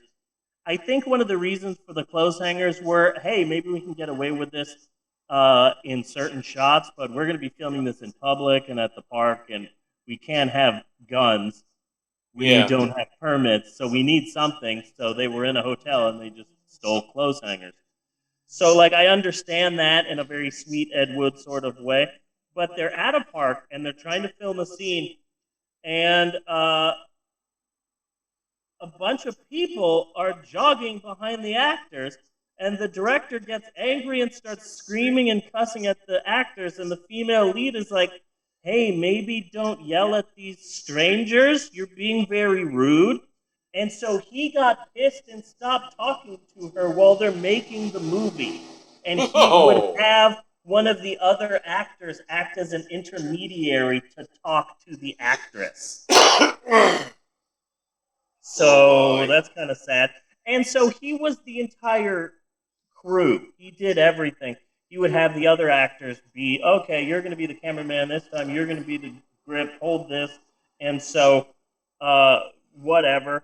And so when it came time to make the credits, he put a bunch of fake names in. And I'm so happy that he finally admitted to that there was no crew, that it was literally just him, because every time I see some really bad movie from the 50s or 60s or 70s, some sort of B movie or grindhouse movie that's not from a studio that is even around anymore, I always think, like, did you do that? Are any of these names in the credits real? I often think that when I'm watching some really bad movie, like the monster at Bear Mountain, or some sort of like Bloodsucking Freaks, or yeah. And then you see the credits, and it's like this big, massive list, and it's like, okay, some of these names are fake.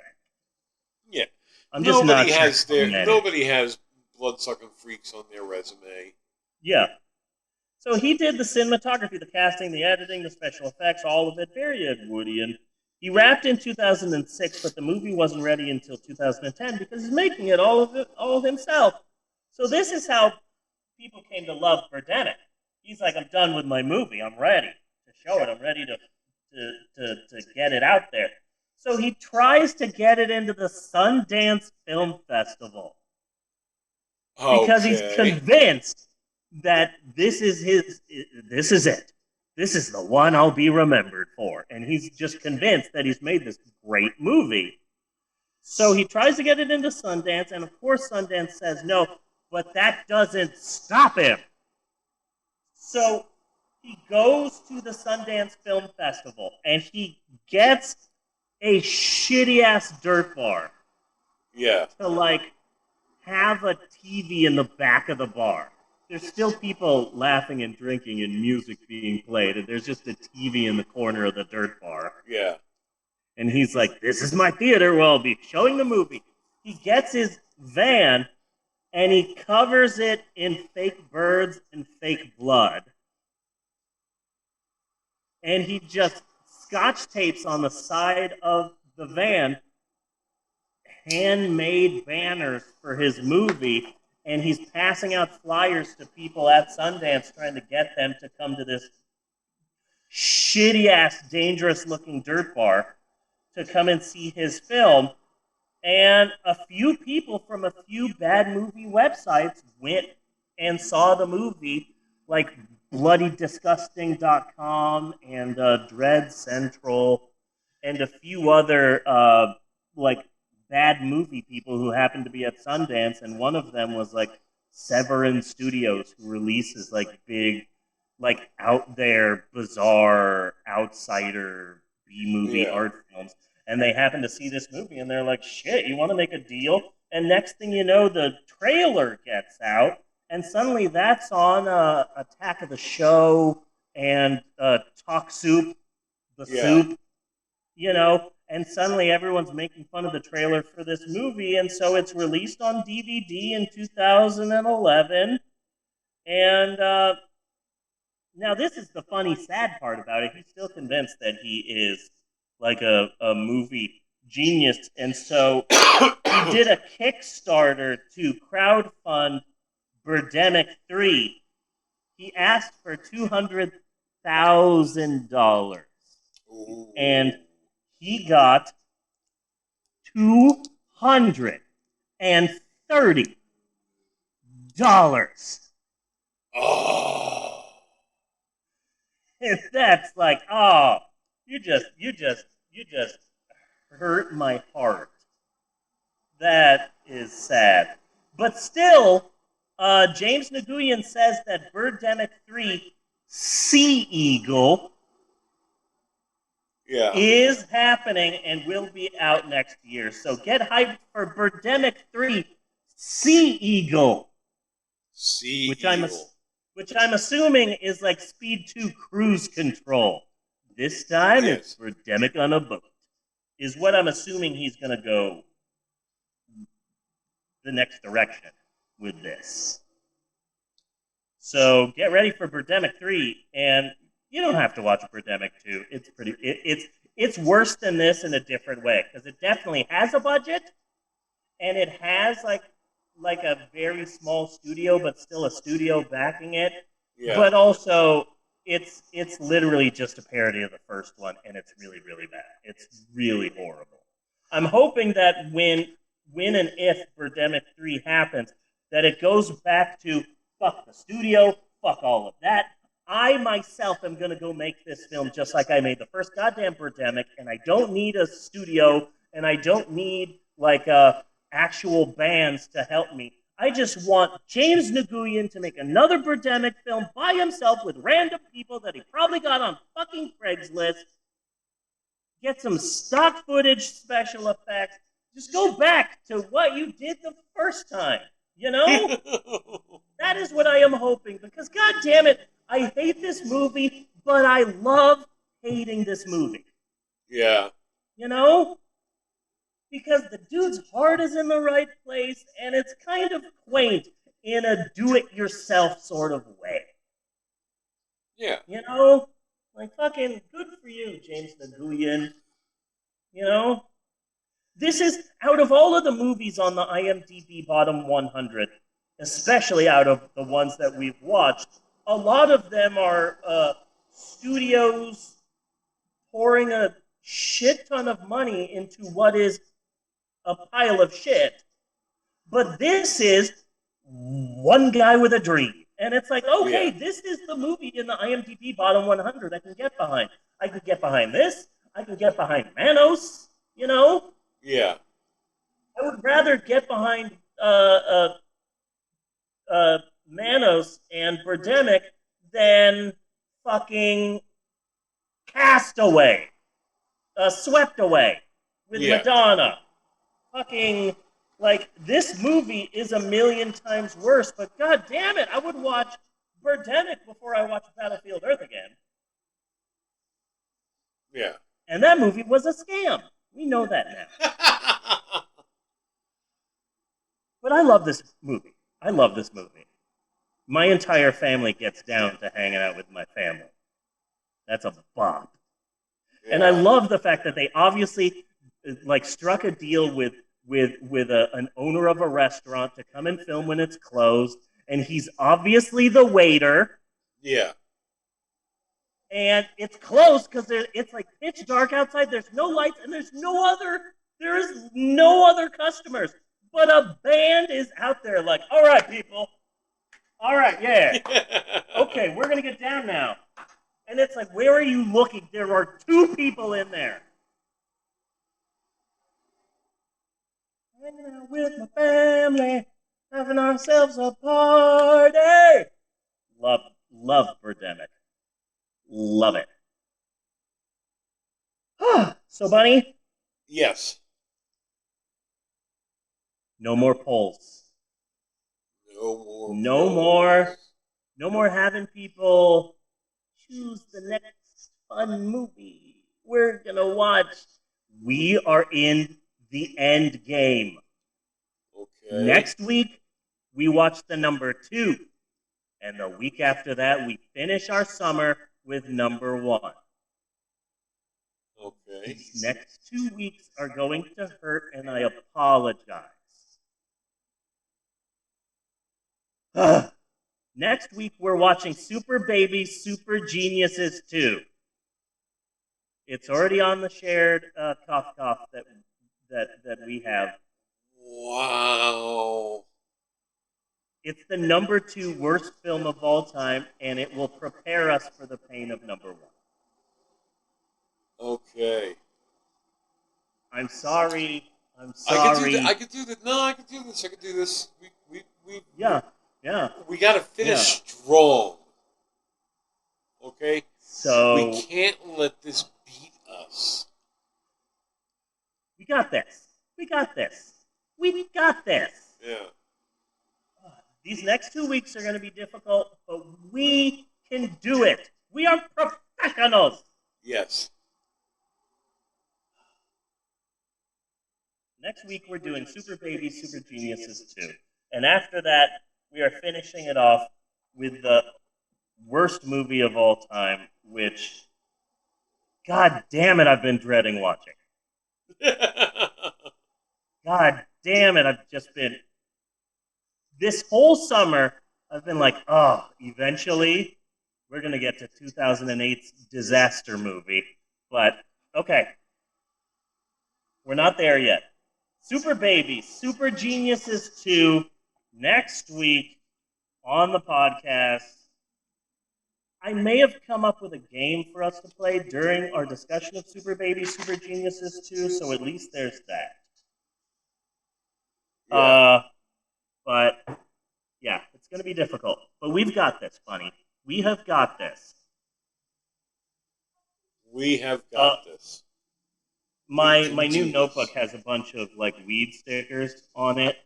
This is the Oklahoma City Constant Elevation Unit. Oh. Sticker. My favorite is, this isn't a sticker for the University of Oklahoma. It says, "Oh, you smoke?" That's my favorite one. And Oil Tycoon concentrates. I can't do concentrates. I don't know how anyone... Amber almost went to the hospital because she was with some stoners who dab. Yeah. And she was like, I've smoked a little bit of weed. I can try this. And then, like, a half hour later, she is forgetting how to breathe. Poor thing. But know your doses, people. Know what you can handle. I enjoy myself a good dab from time to time. Yeah, I don't, because I know what I can handle. That will drive me fucking insane. So yeah, that's next week. Next week, we will be discussing Saturday Night Live and a limo for a lame-o. We will also be talking about Ryan Reynolds' new movie, Free Guy. We will also be talking about lizard people, which is always very exciting. Yes. I have a great lizard people bit that's going to open up next week, and I'm so excited about it. It's going to feature the kids. It's going to be so hilarious. And Super Baby, Super Geniuses 2, the number 2 worst movie of all time. It's going to be painful, but we're going to do it. But now that I'm looking back at this episode, man, Texas-sized episode. The highs, the lows, the ups, the downs. Man, Norman Fell. Yes. Riff tracks. The Suicide Squad, the Emoji Movie. I gotta say, I think this has been a pretty good episode of the podcast. A fairly good one. A decent This episode. has been a damn good episode. Good. You know what this episode was? Guys' night. Because Natasha is gone right now. She had to go run an errand. And Jeannie's gone. So this was the Guys' night episode of the Full On Film. True. Hell yeah. We are partying. I'm going to go drink a Coca-Cola right now in celebration. Maxwell, Bella is not here. Can you do Bella's wrap-up line? Okay, thank you. But yes, thank you, Bunny. I agree with what you said, but you know, I didn't want to step on your toes because you are the person who makes those distinctions, not me. So yes, I concur with your assessment, good sir. So until next week, I am Bunny Williams. And I am Reverend Stephen on behalf of Bella, Natasha, Maxwell, Eleanor, and everybody else. I just want to say thanks for listening, and we will see you next week, you godless heathens. And you do and you sing in odor remover medicine cat. And cookies with sprinkles on it. There you go. Do do do do do. Do do do do do do do do do do do. Skiddy papa do wow. Cut and print. Cut